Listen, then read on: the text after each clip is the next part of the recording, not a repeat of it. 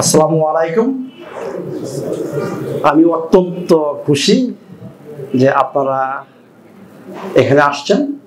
আমাদের এখন একটা নতুন অফিস, মানে এটা পার্মানেন্ট, এখন এটা আমাদের নিজেদের বিল্ডিং।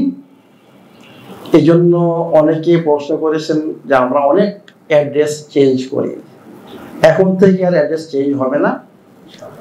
এখন থেকে আমরা এইখানে সবসময় থাকবো এবং ট্রাই করব যে আপনাদের আরো ফেসিলিটি কিভাবে বাড়ানো যায় সেই নিয়ে আমি এখন চিন্তা ভাবনা করতেছি।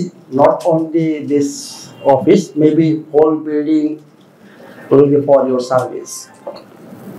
তো যাই হোক, এখানে আমার অনেক পার্টিসিপেন্ট যারা থাইল্যান্ডে গিয়েছেন বিভিন্ন সেমিনারে।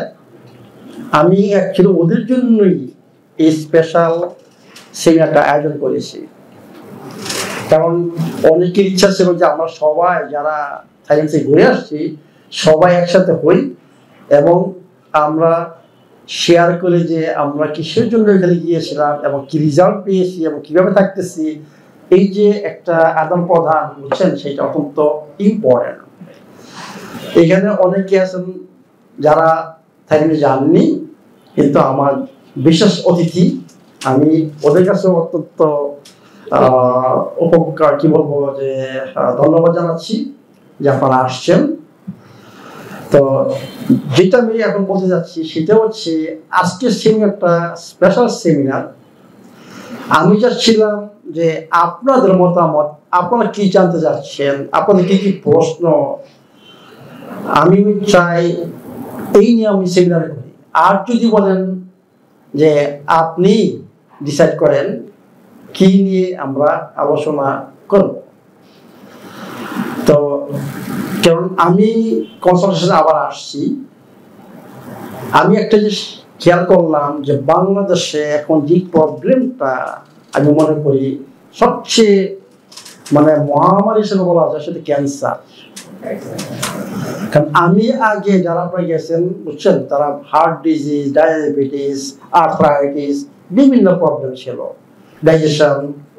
কিন্তু এখন কনসালটেশনের মাধ্যমে জানতে পারতেছি যে ক্যান্সার হয়ে গেছে এখন নাম্বার 1। প্রত্যেকটা সেকেন্ড যারা কনসালটেশন আসেন ওদের প্রবলেম হচ্ছে ক্যান্সার। তো এই নিয়ে আমি একটু আলাপ করতে চাই স্পেশাল, যাতে আপনাদের সতর্ক করতে চাই যে আপনারা সতর্ক হন, এটা আপনারা ইজিলি অ্যাভয়েড করতে পারেন। কারণ ক্যান্সার যখন হয় আমরা কিন্তু অত্যন্ত লেট স্টেজে আমরা ডাক্তারের কাছে যাই, এটা অলরেডি লেট, মানে ওইখানে সম্ভাবনা খুব কম। এটি আমি চাই যে আপনারা সতর্ক হন এবং এই বিষয়ে আমাদের সবাই সতর্ক হওয়া উচিত। কারণ দিস ইজ সিরিয়াস ডিজিজ। কারণ শরীরের লাস্ট পর্যায়ে যখন শরীর আর কিছু করতে পারে না, কারণ আল্লাহ পাক আমাদের শরীরের ভিতরে এমন এক জিনিস দিয়েছেন, সে সব কিছু করতে পারে, সে নিজেই সব কিছু করে, কিন্তু আমরা এত অত্যাচার করি তখন সেই সিস্টেম আর কাজ করে না, তখনই এই প্রবলেম আরম্ভ হয়। তা আপনার যদি কোনো থাকে যে আপনারা কি চাচ্ছেন, আমি শুনতে চাই যে কি টপিক নিয়ে কি নিয়ে আলাপ করবো। যদি কারো আপত্তি না থাকে তাহলে আমি নিজেই, বুঝছেন, কি করতে পারি। কারো কিছু কি আছে যে কি চান, কি জানতে চান, বা এরপরে আমাদের একটা সময় থাকবে, আমাদের এখানে আপনার জন্য স্পেশাল আমি নিজে পাক করেছি, আপনাদের খাওয়ার ব্যবস্থা আছে। এখন কথা হচ্ছে যে আপনারা আগে শুনতে চান যে আপনাদের যে কি চাচ্ছেন, কি টপিক নিয়ে বা কি বিষয় নিয়ে আপনারা জানতে চাচ্ছেন। আর না হলে আমি নিজের থেকে যে এখন বাংলাদেশের কি সিচুয়েশন, আপনাদের কি সিচুয়েশন, পরিবেশ কি, এটা আমি আলাপ করতে পারি। কারণ অত্যন্ত ইম্পর্টেন্ট যে রোগী হওয়ার চেয়ে, বুঝছেন, আমি রোগী হতে চাই না। রোগী হয়ে গেলে এটাকে সলভ করা ডিফিকাল্ট। আমার উচিত হবো যাতে আমি রোগী না হই। আমাকে এবং আপনাদেরকে সবাইকেই এই দিকে মনোযোগ দিতে হবে যাতে আমি অসুস্থ না হই। বলেন। অনলাইনে হ্যাঁ, অনলাইন চলতেছে। লাইভের সাউন্ডটা সুন্দর হয় না। আমি লাইভ বাসায় দেখছি আচ্ছা আপনার সাউন্ডটা, কারণ আপনার যে সাউন্ড সিস্টেমটা একটু ডেভেলপ করতে হবে, এবং ডেভেলপ করার জন্য টেকনিশিয়ান খুবই আসে আপনার লাইভ দেখেন না। আমরা তো লাইভে বাসায় তার আগে দেখছি সাউন্ড নাকি প্রবলেম, সাউন্ডগুলো এই যে তার এখানে যে সাউন্ড সিস্টেমটা এখানে লাগাই, আমার মনে হয় এটা একো আমার এটা দরকার নাই, বুঝছো? এটা তোমরা দূরে রাখো। এখন শুধু এটা দিয়ে আমরা ক্যামেরা রেকর্ড করতেছি, শুধু আমরা লাইভ করতেছি না। না ওই আপনার তাহলে এডিটিং করতে হবে। হ্যাঁ এডিটিং আমার মনে হয় এইটা একোটা বুঝছো এখানে আসে, বুঝছো? এই জন্য আমরা ওই যে তোমরা এটা তো এখন স্যার আমরা লাইভ করতেছি না, এটা তো রিমোট, তুমি ওই যে একটু দূরে রাখতে পারো, এটা আমি বুঝছো? তো এখানে না রেখে। স্যার শুধু এটা শুধু ক্যামেরা রেকর্ড হচ্ছে, আর কোনো অন্য জায়গায়। আচ্ছা ওকে, ঠিক আছে, আন্ডারস্ট্যান্ড। এটা আরো একটু ডেভেলপ করতে হবে। আপনি ভালো মতো বুঝতে দেখে সাউন্ড সিস্টেমটা সাউন্ড সিস্টেম খুব ইম্পর্টেন্ট। এটা ভেরি ইম্পর্টেন্ট। সাউন্ডটা স্লো হয়, লো হয়। তাহলে আমি একটা জিনিস হ্যাঁ বলেন। একটা জিনিস হলো আমরা আপনার স্যার এখানে খাওয়া দাওয়া সবই পাচ্ছি, মোটামুটি যতটুকু আপনি চেষ্টা করতেছেন, বিশেষ করে শাকসবজিটা সব পুরোপুরি পারতেছেন না, যেতটুকু পারতেছেন আস্তে আস্তে ডেভেলপ করতে হবে, এবং প্রত্যেকটা ডিস্ট্রিক্টে এইভাবে শাকসবজি অর্গানিক চাষ করাইয়া আপনার এখানে আনতে হবে। সেই ডেভেলপমেন্ট চেষ্টা করছেন, করিয়া যতটুকু পারছেন ওগুলো এসে গেছে অলরেডি, আমরা নিতেছি এখান থেকে। হ্যাঁ ইনশাআল্লাহ আস্তে আস্তে হবে। যেমন আমি আজকে 5 বছর ধরে ডিম খাইতাম, অর্গানিক ডিম বলতে ওই ইউনিভার্টি বানাতাম, কিন্তু আমি ওই ডিমটা এবং আপনার যে অর্গানিক গ্রামের যে ফ্রি আমরা ডিমটা কালেক্ট করতেছি, এই ডিমটা আমি খেয়ে দেখলাম যে আপনার ডিমটা best. Thank you very much. Best আমি এখন আপনার ডিমটাই খাচ্ছি। Okay. ওই ডিমটা ইউনিভার্টি যে ডিমটা ওরা ডিক্লেয়ার দিয়েছে, আমি ওর লাগে টেলিফোনে কথা বলছি। আচ্ছা ওই ডিমটা প্রোডাকশন হচ্ছে চিটাগাং। আপনি অর্গানিক ডিক্লেয়ার কেমন দিলেন? আমি বিউটির ইঞ্জিনিয়ার, আমি ইঞ্জিনিয়ার ফারুক ডিলটা গ্রুপের চেয়ারম্যান।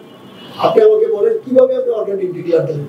তাহলে স্যার আসলে অর্গানিক ডিক্লেয়ার দিছি, আর খাওয়া দাওয়া আমি ওই মাছ টাছ এদিক সেদিক খাওয়াই, আর মুরগিটা রাখি খেসার মধ্যে। আমি খেসার মধ্যে যে মুরগি থাকে কি অর্গানিক অর্গানিক হয়। তো আমি বলে যে আমরা একটু পারছি খাওয়া দাওয়াটা আমি ওই আচ্ছা আমি আপনি বড় জায়গায় নিয়ে নেট করিয়া ওরে স্বাধীনভাবে ছেড়ে দেন, ও দৌড়ি করুক, খাও ঘুরুক ফিরুক, আপনি নেট করে দেন, বলে এটা করলে তো ফুল অর্গানিক হয়ে ওকে ইনশাআল্লাহ আস্তে আস্তে সবই হবে।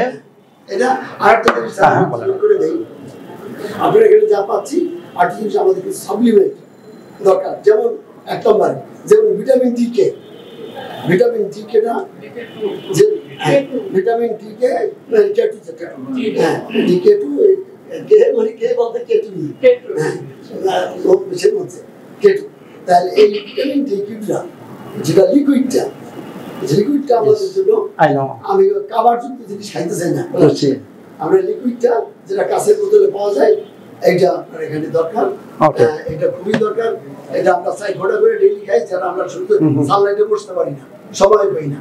হ্যাঁ তাই সানলাইটে যদি আমার শরীরে ভিটামিন একটু খাইতে হবে, আমি ডেইলি চাই ঘোড়া খাই লিকুইডটা। Okay thank you very much, আমি বুঝছি, আন্ডারস্ট্যান্ড। অন্য সোর্স থেকে আমি এটা ম্যানেজ করি, Okay. কিন্তু আপনার এই সোর্সটা আমি রিলায়েবল মনে করি। আচ্ছা থ্যাংক ইউ। আমি যত লোক আপনি অ্যাডভার্টাইজ করি আপনার, আমি বলি যে দেখেন সবাইকে, তাকে আপনি 100% বিশ্বাস করতে পারেন, সে যদি না পায় না দেবে, কিন্তু 2 নম্বরই করে আপনার এখানে মাল দেবে। Thank you very much. এই যে এই কনফিডেন্স যে আমি 2 নাম্বার যে আপনাদেরকে দিব না, ইজ ট্রু। যদি না থাকে নাই। আর একটা হলো নাসের তেলটা, hello cod liver oil, cod liver oil, yes very very good. Cod liver অয়েলটা এভরি প্রত্যেকটা মানুষের ডেইলি দিলে খাওয়া উচিত। এই কড লিভার অয়েলটা স্যার আপনার সোর্স থেকে আনতে বলে আমরা করছি। ওকে আর যেটা সাপ্লিমেন্ট আরো যদি কিছু লাগে, যেটা আমাদের সাপ্লিমেন্ট নিয়ে আমি আলাপ করবো, কারণ এখানে একটা প্রবলেম আছে, বিরাট প্রবলেম। আচ্ছা এনিহাউ আমি স্টার্ট করতেছি, আর আপনাদের যে মনে করেন সাজেশন বা যে উপদেশ সেগুলো আপনারা অবশ্যই আমাকে দিবেন, কারণ আপনাদের ছাড়া আমি ইম্পসিবল, কারণ আমি বাংলাদেশে থাকি না, বাংলাদেশ সম্বন্ধে আমার আইডিয়া কম, আপনাদের সাহায্য অত্যন্ত দরকার। আমরা ডে বাই ডে আস্তে আস্তে আমরা ইমপ্রুভ করবো আমাদের সার্ভিস সবার জন্য। তা আমি দেখেন অ্যাকচুয়ালি এই বইটা নিয়ে আজকে ডিসকাস করতে চাই, একটু সংক্ষেপে আপনাদেরকে বলবো। এই বইটা অ্যাকচুয়ালি সবার কাছে থাকা উচিত আমার ফলোয়ারদের, কারণ হচ্ছে এই বইটা লেখার উদ্দেশ্য হচ্ছে যে হয়তোবা কোনো একদিন আমি আপনাদের মাঝে থাকবো না, কোনো কারণে যাই হোক, আল্লাহ পাক সব কিছু জানেন, তখন সেমিনার হবে না, কোনো কিছু হবে না, আমি আপনার জন্য কাউকে এখন তৈরি করতে পারিনি। That means what you will do if any question, if something আপনাদের মাথায় আসবে, তখন উত্তরটা কোথায় পাবেন? সেইটা লক্ষ্য করে এই বইটা প্রকাশ করা হয়েছে, যাতে আপনাদের উত্তর এই বইতে আপনারা অবশ্যই পাবেন যদি মনোযোগ সহকারে এই বইটা পড়েন। এটার মধ্যে সমস্ত উত্তর রয়ে গেছে। একমাত্র যাদের ইমার্জেন্সি কেসে যারা আছেন ওদের উত্তর নাই। ইমার্জেন্সি ছাড়া যত প্রকার স্বাস্থ্য সমস্যা রয়ে গেছে তার উত্তর এই বইতে রয়ে গেছে। এইটা বলার জন্য আমি একটু সংক্ষেপে বলবো যে কিসের জন্য বলতেছি এই কথাটা, যে উত্তর রয়ে গেছে এখানে, কিন্তু আপনারা পাচ্ছেন না। দেখুন এখানে লেখা আছে যে ঔষধবিহীন, যে ঔষধের কোনো দরকার নেই, ডাক্তারের দরকার নেই, অ্যাপয়েন্টমেন্ট বা টেস্টের দরকার নেই। আমি সবসময় টেস্টের দরকার নেই। কিসের জন্য এই কথাটা বলি? যে আমি যদি এই 8টা সূত্র ফলো করি, বুঝতে পারি, আমি বুঝতে হবে আগে, এরপরে ফলো করতে হবে। যদি করি আমি ওই সূরা ফাতিহার মতো সহজ সরল পথে আসি। যদি আমি সহজ সরল থাকি তা আমার কিসের টেনশন, আমাকে কিসের জন্য আবার কাউকে বুঝতে হবে? কারণ আমি জানি যদি এই পথে আমি থাকি আমি অলওয়েজ রাইট, মানে আমি আল্লাহ পথে আছি, আমার কোনো প্রবলেম নাই। এইটাও এক্স্যাক্টলি সেম। যারা 8টা সূত্র বুঝতে পারবেন, এই বইটা সুন্দর মতো লেখা আছে এবং ফলো করবেন, এবং এটা ফলো করার জন্য যা যা দরকার আপনাদের দোয়ায় আল্লাহর রহমতে সবকিছু আমি এখন জোগাড় করেছি এই হাউজের ফ্যামিলিতে। এর মানে কি, আপনারা ইমার্জেন্সি ছাড়া শরীরের যে কোনো প্রবলেম, এই ধরনের প্রবলেম 60 থেকে 70 ধরনের রয়ে গেছে। এটাকে বলা হয় ডিজেনারেটিভ ডিজিজ। আপনারা নিজেরাই সলভ করতে পারবেন। এই বইটা হচ্ছে আপনাদের ডাক্তার। আমি মনে করি প্রত্যেকের শরীরের জন্য নিজের ডাক্তার হওয়া উচিত। এই বইটা আপনাদের সাহায্য করবে যে আপনারা আপনার বডির জন্য নিজেই ডাক্তার হন। দেখেন আমি বলি, যারা 8টা সূত্রের মধ্যে প্রথম সূত্রটা যারা বুঝতে পারবে, এইখানে সুন্দর মতো লেখা আছে প্রথম সূত্রটা। কারণ এই 8টা সূত্র উদ্দেশ্য হচ্ছে যে আপনার শরীরের শক্তি, আপনার শরীর ফাংশনের জন্য যে শক্তি দরকার, সেই শক্তিটাতে ডেইলি বেসিসে আপনার তৈরি হয়, শরীরে শক্তি থাকে। এই 8টা সূত্রের কাজ হচ্ছে আপনার ডেইলি বেসিস, আপনার মেন্টাল থেকে আরম্ভ করে শারীরিক পরিস্থিতি থেকে আরম্ভ করে, যাতে আপনি ফিজিক্যালি অ্যাক্টিভ থাকেন, ইয়াং থাকেন, ইয়ুথফুল শক্তি থাকে, সেইটা বজায় রাখার জন্য এই 8টা সূত্র আপনাকে পালন করতে হবে। একটার সাথে আরেকটা লিঙ্ক। আমি যদি 6টা সূত্র পালন করি, 2টা সূত্র পালন না করি, আপনি বলেন অপটিমাল এনার্জি, মানে আপনার শরীরে যেইটা দরকার সেইটা সম্পূর্ণ উৎপন্ন হবে না। হ্যাঁ, আপনি হবেন এনার্জেটিক, কিন্তু অ্যাকচুয়ালি যেটা দরকার সেটা আপনি পাবেন না। কারণ একটার সাথে একটা রিলেটেড। যেমন সংক্ষেপে বলতেছি, খাবারটা আমি এক্স্যাক্টলি বই অনুসারে খাচ্ছি, কিন্তু 2 নম্বর সূত্রতে লেখা আছে আমার এনভায়রনমেন্ট, গাটের এনভায়রনমেন্ট সুস্থ থাকতে হবে। আমার গাটের এনভায়রনমেন্ট কোনো কারণে, অনেক কারণ আছে, যদি সুস্থ না থাকে, এই যে সুন্দর খাবারটা, তো দামি খাবার খেয়ে যাচ্ছেন, সেইটাও আপনার কাজে আসবে না। কারণ আপনার গাটের এনভায়রনমেন্ট খারাপ, আপনার গাটে ব্যাড ব্যাকটেরিয়া বেশি, গুড ব্যাকটেরিয়া কম। এর মানে আপনার হজম হবে না। এই যে সুন্দর খাবার খেয়ে যাচ্ছি সেইটা হজম হবে না। হজম যদি না হয় তাহলে আমার শরীর সেটা অ্যাবজর্ব হবে না, এবং ওই যে শক্তি উৎপাদনের যা দরকার সেটা পাচ্ছে না। 3 নম্বরতে লেখা আছে শ্বাস প্রশ্বাস। আমি সবসময় বলি, আমাদের বডিতে কি হচ্ছে, কেমিক্যাল রিয়াকশন হচ্ছে, ফিজিক্স, কেমিস্ট্রি আর ম্যাথমেটিক্স। সোজা কথা, যারা কেমিস্ট্রি পড়েছেন, ফিজিক্স, ম্যাথমেটিক্স, এইটা এতটা দিলাম, এতটা যোগ করলাম, কতটা আমি পাইছি, সোজা কথা। এইখানে মেডিকেল সায়েন্সের কোনো ফাংশন নাই। আমার বডিতে কি হচ্ছে, মেডিকেল সায়েন্সের কোনো ফাংশন নাই। এখানে আমি একটা মলিকুল কার্বোহাইড্রেট দিলাম, একটা অক্সিজেন যোগ দিলাম, ইকুয়াল টু, এটা হচ্ছে এনার্জি, হচ্ছে পানি, হচ্ছে carbon dioxide. This is called equation. এখানে মেডিকেল সায়েন্সের কোনো নাই। Medicine is not pure science, সোজা কথা। এই জন্য বলি যে আমাদের বডিতে প্রত্যেক সেকেন্ডে মানে কেমিক্যাল রিয়াকশন, বায়োকেমিক্যাল রিয়াকশন চলতেছে। এই বায়োকেমিক্যাল রিয়াকশনের জন্য দুইটা জিনিস দরকার, একটা হচ্ছে খাবার পুষ্টি, আর একটা হচ্ছে অক্সিজেন। এখন আমি 1 নম্বর 2 নম্বর সূত্র আমার ফ্যান্টাস্টিক, মানে আমার গাট এনভায়রনমেন্ট ভালো, আমার খাবারটাও এক্স্যাক্টলি আমার বডির জন্য যা দরকার সেটাই খাচ্ছি, তখন কি হবে? অক্সিজেন দরকার হবে। যদি অক্সিজেন ঠিক মতো প্রচুর পরিমাণে অক্সিজেন যেটা দরকার সেটা যদি না থাকে সেলের ভিতরে, সেইটাও এনার্জি আপনি ঠিক মতো উৎপন্ন হবে না। এর মানে কি 3 নম্বর সূত্রটাও অত্যন্ত রিলেটেড। 3 নম্বর ব্রিথিং মানে শ্বাস প্রশ্বাস। শ্বাস প্রশ্বাস যদি সঠিক না হয় আপনার ব্লাডে থাকবে অক্সিজেন কম। আমার ব্লাডে যদি অক্সিজেন কম থাকে সেলে কি বেশি থাকবে না কম থাকবে? কি বলেন? কম থাকবে। তার মানে আমার ব্লাডে থাকতে যথেষ্ট পরিমাণ অক্সিজেন এবং সেইটা যাবে সেলে, তখনই যথেষ্ট পরিমাণ অক্সিজেন যাবে। এর মানে কি 3 নম্বর সূত্রটাও 1 নম্বর 2 নম্বর সাথে জড়িত। 4 নম্বর সূত্র কি লেখা আছে? ফাস্টিং মনে হয় নাকি, মনে করতেছে না? ফাস্টিং।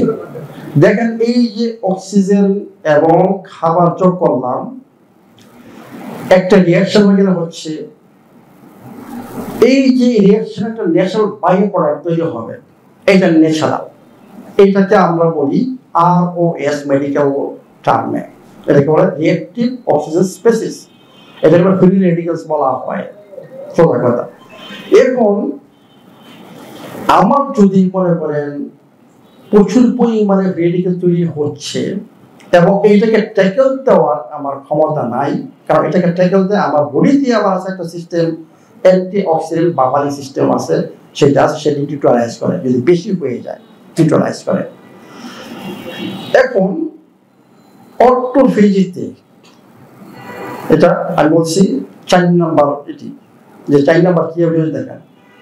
এই 4 নম্বর যখন প্রচুর পরিমাণে বুঝছেন মানে গার্বেজ তৈরি হয়, এই বায়োকেমিক্যাল পর গার্বেজ তৈরি হয়, এইখানে অত্যন্ত ইম্পর্টেন্ট। আমি সাথে সাথে এই ব্যাপারটা ক্লিয়ার করতেছি যে অক্সিডেশন মানে অক্সিডাইজ ফুড কি জিনিস, এইখানে আমাদের আসতে হবে একটু। আমাদের বিভিন্ন ধরনের প্রোটিন শরীরে তৈরি হয়, প্রোটিন আমরা যে খাচ্ছি দৈনন্দিন বেসিসে, সেই অ্যামাইনো অ্যাসিড থেকে প্রোটিন তৈরি হয়, বিভিন্ন ধরনের প্রোটিন তৈরি হয়। ডিফেক্টেড প্রোটিন মানে কোনো কোনো প্রোটিন যেটা হওয়ার দরকার স্ট্রাকচারে সেটা হয় না, ডিফেক্টেড হয়ে যায়। আবার কিছু কিছু ম্যাক্সিমাম প্রোটিন এখন আমরা অক্সিডাইজ প্রোটিন মানে আমরা হাই হিটে পাক করে খাচ্ছি, মাংস খাচ্ছি, মাছ খাচ্ছি, আরো ডাল টাল খাচ্ছি, বুঝছেন, অত্যন্ত হাই হিটে পাক করেছে, অক্সিডাইজ হয়, সেই অক্সিডাইজ প্রোটিন হয়। আবার মিউটেটেড মনে করেন রেডিয়েশন বা অন্যান্য কেমিক্যাল এর প্রভাবেও প্রোটিনগুলো মিউটেট হয়ে যায়। আবার আছে কিছু যে আমরা প্রচুর পরিমাণে ভাত খাচ্ছি, কার্বোহাইড্রেট খাচ্ছি এবং এর সাথে ক্রস লিঙ্কিং হয়, মানে প্রোটিনের সাথে কার্বোহাইড্রেটের একটা ক্রস লিঙ্কিং হয় এবং ফ্যাটের সাথে কার্বোহাইড্রেটের ক্রস লিঙ্কিং হয়। তখন কি হয়? কিছু প্রোডাক্ট, নতুন প্রোডাক্ট তৈরি হয়, সেটাকে বলা হয় অ্যাডভান্স গ্লাইকেশন এন্ড প্রোডাক্টস। সেটা মনে করেন আমাদের HbA1c, এটা একটা উদাহরণ। এর মানে এই ধরনের ডিফেক্টেড প্রোটিন প্রচুর পরিমাণে তৈরি হচ্ছে এবং অ্যাকচুয়ালি এই যে ডিফেক্টেড প্রোটিন যদি আমার শরীর এটাকে রিসাইকেল না করতে পারে, তাহলে আপনার মেইনলি আপনার ক্যান্সার এখান থেকে বেশি উৎপন্ন হবে, বুঝলেন তো? এই জন্য অনেকে দেখবেন যারা ফাস্টিং করে, বুঝছেন, যারা ফাস্টিং 17 ঘন্টা ফাস্টিং, 18 ঘন্টা ফাস্টিং, মানে 24 ঘন্টা পর্যন্ত, এটা ডিপেন্ড করে আপনার উপর। যারা ফাস্টিং করবেন ওদের এই প্রবলেম হবে না, কারণ এই ডিফেক্টেড প্রোটিন এবং প্রচুর পরিমাণে যে ROS তৈরি হচ্ছে, যেটা ফ্রি রেডিক্যালস বলি, এইগুলা এই অটোফেজের মাধ্যমে এগুলো নিউট্রালাইজ হবে। এর মানে কি আপনার ক্যান্সারের অনেক ঝুঁকি কমে যাবে যদি শুধু ফাস্টিংটা করেন। নেক্সট কোশ্চেন হচ্ছে 4 নম্বর পয়েন্ট, 4 নম্বর সূত্রটা কিভাবে 3 নম্বর সাথে 2 নম্বর সাথে একটা যোগ। আমি বললাম যে এনার্জি প্রোডাকশনে একটা বাই প্রোডাক্ট তৈরি হবে, আর এই অটোফেজের কাজ হচ্ছে এইগুলাকে নিউট্রালাইজ করা। যদি আমি সময় না দিই সেলকে এই কাজটা করার জন্য, সেল নিজেই মারা যাবে। কারণ আপনি যদি চিন্তা করেন গার্বেজ, আমি এটা গার্বেজ বলি, একটা গার্বেজ ব্যাগ যদি বাইরে রাখেন, ডেইলি গার্বেজ করতেছেন কিন্তু এটা পরিষ্কার করেন না, এটা কি হবে? ময়লা গন্ধ পচবে, কি হবে, মানে আপনার থাকতে পারবেন না। এক্স্যাক্টলি আমাদের সেলের ভিতর ডেইলি বেসিসে এগুলো চলতেছে। যদি আমি সময় না দিই তাহলে সেটা পচবে এবং কোনো সময় ওই সেলের দম বন্ধ হয়ে যাবে, সে নিজেই মারা যাবে। এখন সেল যদি নিজে মারা যায় তার শক্তি কোথা থেকে আসবে? এই জন্য 4 নম্বর সূত্রটা অত্যন্ত অত্যন্ত ইম্পর্টেন্ট আমাদের এনার্জি প্রোডাকশনে 1, 2, 3 নম্বর সূত্রের সাথে। 5 নম্বর সূত্রতে কি বলা আছে? স্ট্রেস এবং ভালো ঘুম মনে হয়।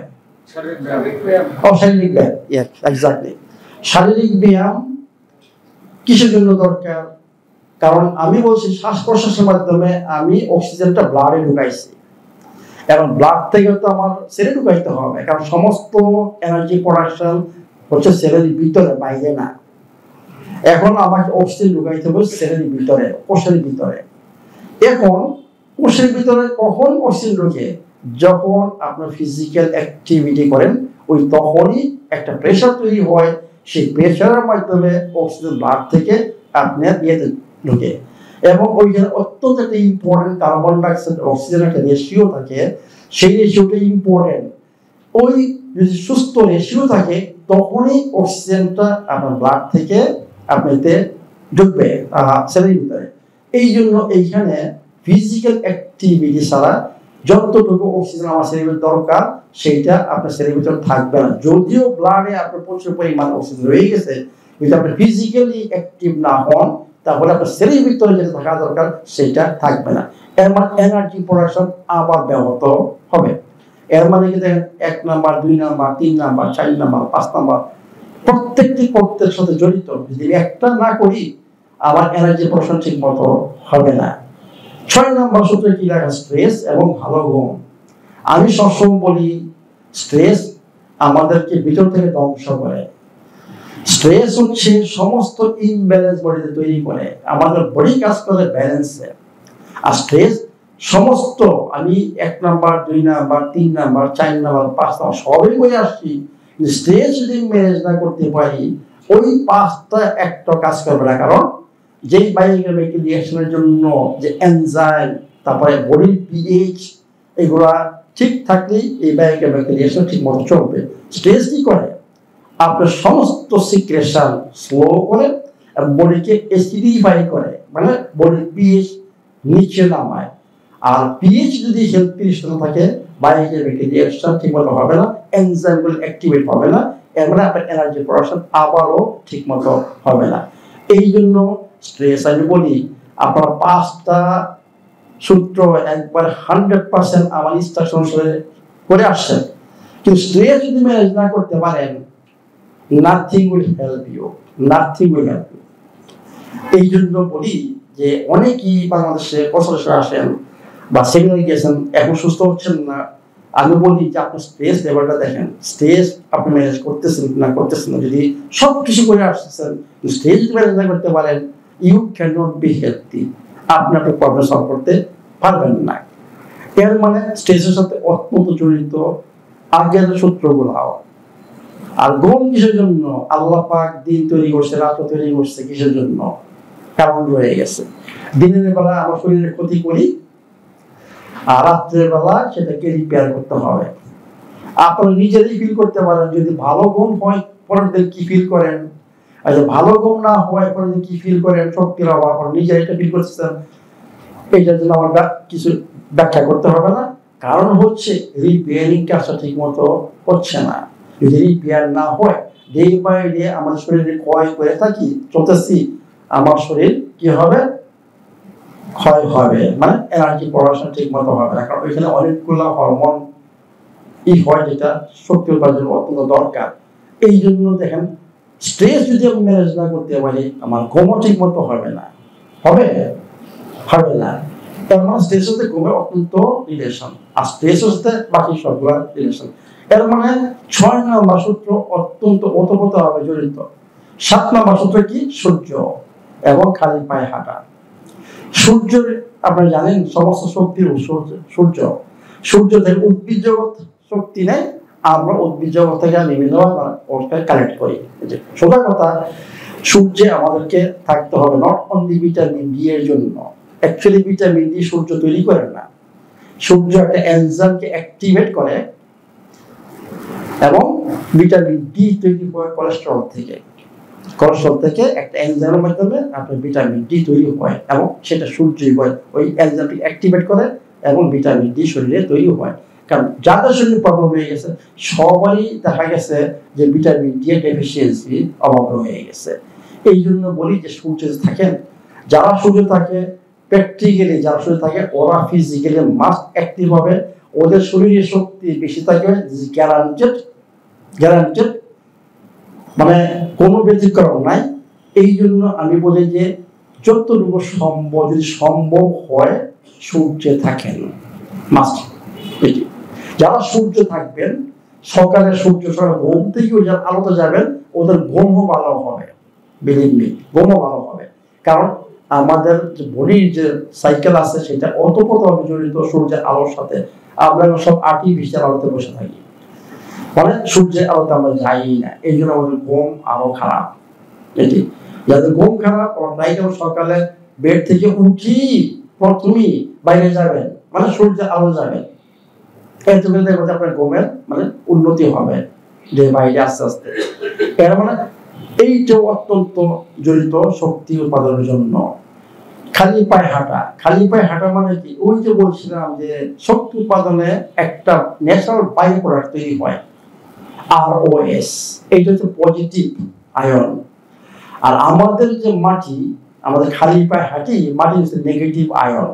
আমরা যে হাঁটি ওই পায়ের দিয়ে ওই নেগেটিভ পায়ের শরীরে ঢুকে।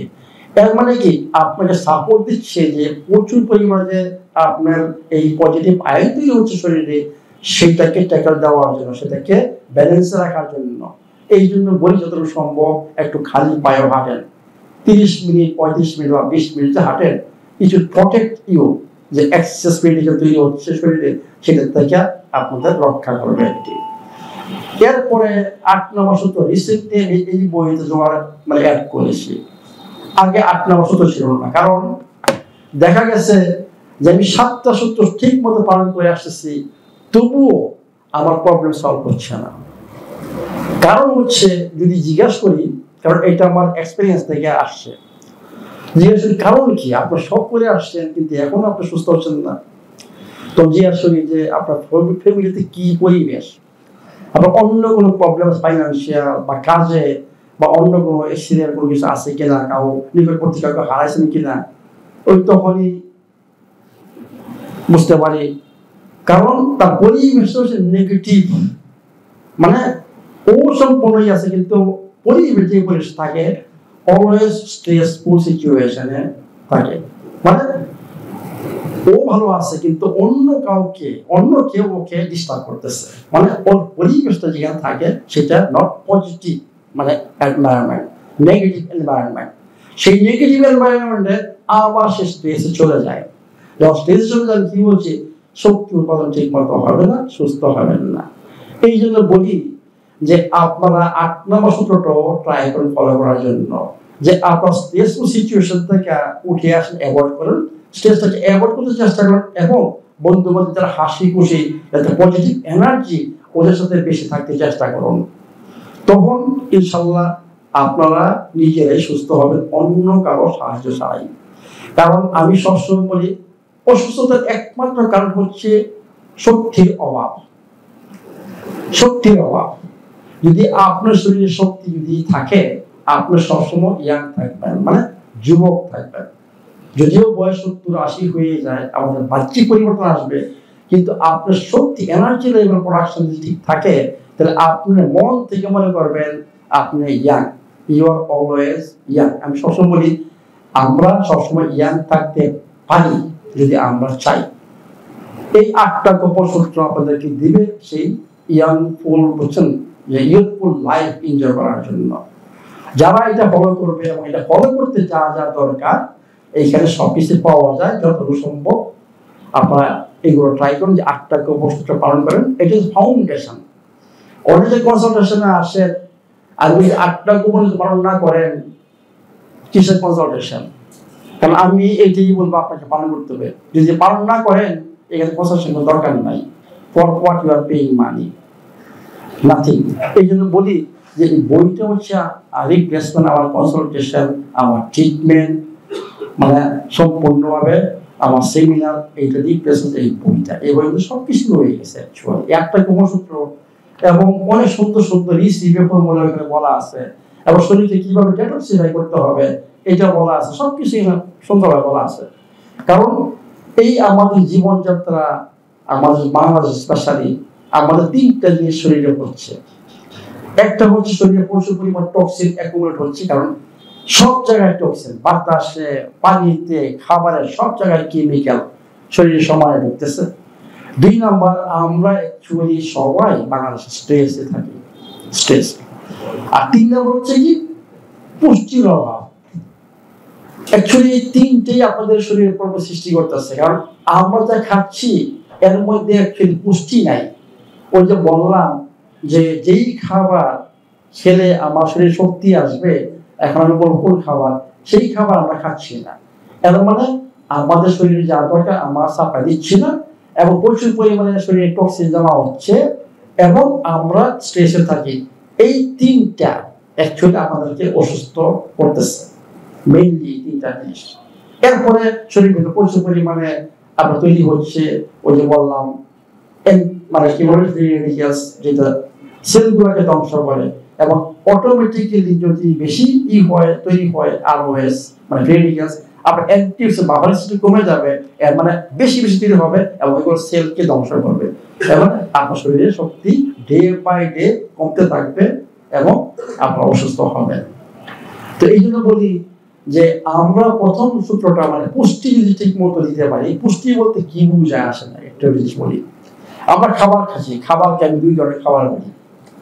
একটা হচ্ছে গার্বেজ মানে ময়লা বা সোজা কথা, আর একটা হচ্ছে খাবার, ওই জিহ্বার খাবার যেগুলি গার্বেজ, মজার খাবার যেগুলো আমরা জানি সেগুলো হচ্ছে গার্বেজ। এগুলো আমরা ডেড ফুল বলি, এগুলো কিছুই নাই অ্যাকচুয়ালি, এটা ড্যামেজ করে বলি একে, কারণ এর মধ্যে অনেক কিছু মিক্স করা আছে। প্রত্যেকটা খাবার মধ্যে যদি মার্কেটে দেখবেন যে অনেক chemical, food emulsifier, food additives, colourings, flavours, বিভিন্ন ধরনের জিনিস অ্যাড করা আছে। এইগুলো মানুষ তৈরি করছে। বডি কিন্তু মানুষের তৈরি খাবারের জন্য না, বডি আল্লাহ পাক তৈরি করছে ন্যাচারাল খাবারের জন্য। তো এই ন্যাচারাল খাবারের মধ্যে কি থাকে দেখেন, ওইটাকে আমি বলি যে পুষ্টি, যেটা সেলের মানে কোষের খাবার, সেটা হচ্ছে 6টা উপাদান মিনিমাম থাকতে হবে। একটা হচ্ছে অর্গানিক পানি, দেখেন একটা ভেজিটেবলতে পানি থাকে, একটা ফ্রুটসের মধ্যে পানি থাকে, তাই না? সেটিকে বলা অর্গানিক পানি, সেটা আমার বডি অত্যন্ত সহজভাবে ইজিভাবে এটা গ্রহণ করতে পারে। নেক্সট কি থাকে এনজাইম। এনজাইমকে বাংলায় কি বলে আমি জানি না, আপনারা হয়তো বুঝতে পারেন। এনজাইম যে যা ছাড়া শরীরে কোনো একটা কেমিক্যাল রিঅ্যাকশন চলবে না। এনজাইম যেখানে আছে সেখানে জীবন আছে, যেখানে এনজাইম নেই সেখানে জীবন নাই। মানে জীবনের হচ্ছে এনজাইম, মানে এই রিঅ্যাকশন চলার জন্য এনজাইমের দরকার। মানে যেই খাবারের মধ্যে অর্গানিক পানি থাকবে, এনজাইম থাকবে, এবং এনজাইমকে অ্যাক্টিভেট করার জন্য আরেকটা থাকতে হবে কোএনজাইম। এটা হচ্ছে ভিটামিনস এবং মিনারেলস। এর মানে কি খাবারের মধ্যে থাকতে হবে পানি, খাবারে থাকতে এনজাইম, খাবারে থাকতে হবে কোএনজাইম, এবং খাবারে থাকতে অ্যান্টিঅক্সিডেন্টস, ফাইটোকেমিক্যালস। ফাইটোকেমিক্যালস কি জিনিস? প্রত্যেকটা উদ্ভিদের গায়ে কিছু কিছু জিনিস রয়ে গেছে যেটা সে মানে তাকে প্রোটেক্ট করে। দেখেন আবহাওয়া চেঞ্জ হয়, জ্বর হচ্ছে, বৃষ্টি হচ্ছে, প্রচুর রৌদ্র, এর মধ্যে তারা বেঁচে আছে। এর মানে তাদের গায়ে কিছু একটা রয়ে গেছে যেটা ওকে এই প্রোটেক্ট দেয়, মানে স্ট্রেস থেকে ওকে বাঁচায়। এইগুলোকে বলা হয় ফাইটোকেমিক্যালস। এইগুলো আমাদের দরকার বুঝছেন আমাদের শরীরকে প্রোটেক্ট করার জন্য। মানে দেখেন কি বলেছি, অর্গানিক পানি, enzyme, vitamins, minerals, antioxidants, phytochemicals, এবং লাস্ট যেটা আমি বলি সেটা ফাইবার। এই খাবারগুলো কি বলা হয় কোষের খাবার। এইগুলি আমার দরকার। আর আপনারা যে খাচ্ছেন এর মধ্যে এনজাইমও নাই, এটা কেবল মৃত খাবার। কারণ আমাদের হাই হিটে যে কোনো পাক করি সেটা এনজাইম নষ্ট হয়ে যায়। 45 ডিগ্রি সেন্টিগ্রেড থেকে আরম্ভ হয় এনজাইম নষ্ট হওয়া, 115 ডিগ্রিতে কোনো এনজাইম খাবারে থাকে না। কিন্তু আপনারা যা পাক করেন ওই হঠাৎ করে সাথে সাথে উঠে 150, 180, 200, মানে সমস্ত এনজাইম অলরেডি ধ্বংস হয়ে গেল, কোনো এনজাইম এখানে নাই। যেহেতু এই এনজাইম নাই, আমি কি বলছি, এটা কোনো মৃত খাবার। আপনারা খাচ্ছেন সব মৃত খাবার যেখানে এনজাইম নাই। আর যেসব খাবার আপনি খাচ্ছেন এখন বাংলাদেশের মাটি, এই মাটিতে কিছুই এখন মিনারেলস যেগুলো দরকার সেগুলো নাই। যদিও অর্গানিক হয় তবুও পাবেন না। এই জন্য মাটির মিনারেলস ডিপলি রয়েছে। এত চাষাবাদ হচ্ছে কারণ এখন মাটিতে বলতে গেলে আমি মনে করি মিনারেলস নাই, যদি থাকে খুব অল্প। এর মানে কি ভিটামিন, মিনারেলস এইগুলো ডেফিসিয়েন্সি রয়ে গেছে এবং এইগুলো পাক করতে যায় এই ভিটামিন গুলো নষ্ট করে ফেলেন। এর মানে পাকের মাধ্যমে যদিও মনে করেন কারো ফেসিলিটি রয়ে গেছে যে হ্যাঁ আমি নিজে শাকসবজি তৈরি করতেছি, ফল তৈরি করতেছি এসব, কিন্তু পাক করতে যায় আপনারা সেই জীবিত খাবারকে মানে মৃত করে ফেলেন, মানে অক্সিডাইজ করে ফেলেন। এবং এর সাথে কি করেন সমস্ত বাজারের 2 নাম্বার, এটা কি বলে আমি ইন্ডাস্ট্রিয়াল পয়জন বলি, সমস্ত তেল যাই ওগুলো সরিষা বলেন এইটা বলেন সব কিছু পয়জন। এইগুলা আমাদের শরীরের জন্য না, এবং এইগুলো দিয়ে আমরা হাই হিটে পাক করি। আমরা শুধু খাবারকে মৃত বানাচ্ছি না, খাবারকে অক্সিডাইজ করতেছি। বুঝলেন তো? অক্সিডাইজ বলতে কি বোঝায়, একটা লোহা যদি বাইরে রাখেন অক্সিজেন সাথে মিললে কি হয় অক্সিডেশন, এটা কেউ জংকার করে। আমরা সমস্ত খাবার জংকার মানে ধরাইছি, এবং এই জংকার খাবার আমরা খাচ্ছি, এতে করে কি হবে আপনার ভিতর জংকার করবে। মানে কি আপনার ডেলিভারি সিস্টেম, আপনার ব্লাড প্রেসার এগুলো সব মানে ঠিক মতো কাজ করে জংকার করে গেছে, ঠিক মতো ডেলিভারি হবে না, ব্লাড সার্কুলেশন ঠিক মতো হবে না। এর মানে আমরা কি করতেছি, একমাত্র এই পাকের মাধ্যমে আমরা খাবারকে নষ্ট করতেছি, ভালো খাবারকে নষ্ট করতেছি এবং শরীরের ক্ষতি করতেছি একমাত্র পাকের মাধ্যমে। বুঝছেন কি বলছি? অতদিন পরে এই কথা চিন্তা করে বলছেন যে আপনারা, আমি জানি অনেকেরই মনে সোর্স আছে, অনেকে বলতেছেন স্যার আমি তো নিজের বাসায় নিজের জমিতে শাকসবজি করতেছি, কিন্তু আমি যখন বলি যে পাক করেন কিভাবে, ঠিক আছে করলেন, ওকে ভেরি গুড, আপনি কেমিক্যাল ফার্টিলাইজার ইউজ করেন না, কোনো কিছু করেন, পাকটা করেন কি হবে, ওই তখনই সবকিছু বোঝা যায় আপনি তো ওইখানে সবকিছু নষ্ট করে ফেললেন। এটি তো এই জন্য এইসব চিন্তা করি আমি অনেকদিন যাবৎ চিন্তা করছি কি করা যায়। তো এনিহাও 3-5 বছর আগে আমি থাইল্যান্ডের একটা হোম প্রো, মানে বাসার জন্য যা দরকার ফার্নিচার থেকে আরম্ভ সবকিছু পাওয়া যায়, তো ওইখানে গেলাম, যাই দিয়েছে এই ব্র্যান্ডের সোলজুসার, শুধু একটা সোলজু, অন্য কিছু ছিল না। আমি জিজ্ঞেস করলাম এটা কি জিনিস, এটি আমার সম্পূর্ণ বললো। এর আগে সোলজুসার আমি জানি, আমি চাইনিজ ইউজ করতাম এটি, তো চাইনিজ আপনার 6 মাস পর নষ্ট হয়ে যায়, স্টেনারটা আছে ওটা ভেঙে যায়, মানে হয়ে যায়। তা আমি বললাম আমি এগুলো কিনবো না, কারণ এগুলা মেশিনে ইউজ করা যায়, দামি জিনিস actually. You can use this minimum 5 years. There's no problem. চিন্তা করলাম 5 বছরে আমি 2 বছর 4টা শেষ করে ফেললাম, তো 5 বছরে যদি ইউজ করতে পারি আমার তো অনেক সেভ হচ্ছে। আমি কিনে বলছি, এরপরে বাসায় দেখলাম যে এইটার যে কোয়ালিটি জুস, ফার ডিফারেন্স ওই জুসের চেয়ে এটি, এবং আজ পর্যন্ত এই 5 বছর বেশি হয়ে গেছে আই ইউজিং দ্যাট ওয়ান। আমি যদি চাইনিজ ইউজ করতাম আমার 10-12 লাগতো অলরেডি। সেই হিসাবে this very reliable quality of juice, this different things. এরপরে আমি কোরিয়াতে গেলাম, কারণ কোরিয়া ওরাই আবিষ্কার করছে স্লো জুস ওয়ার্ল্ডে।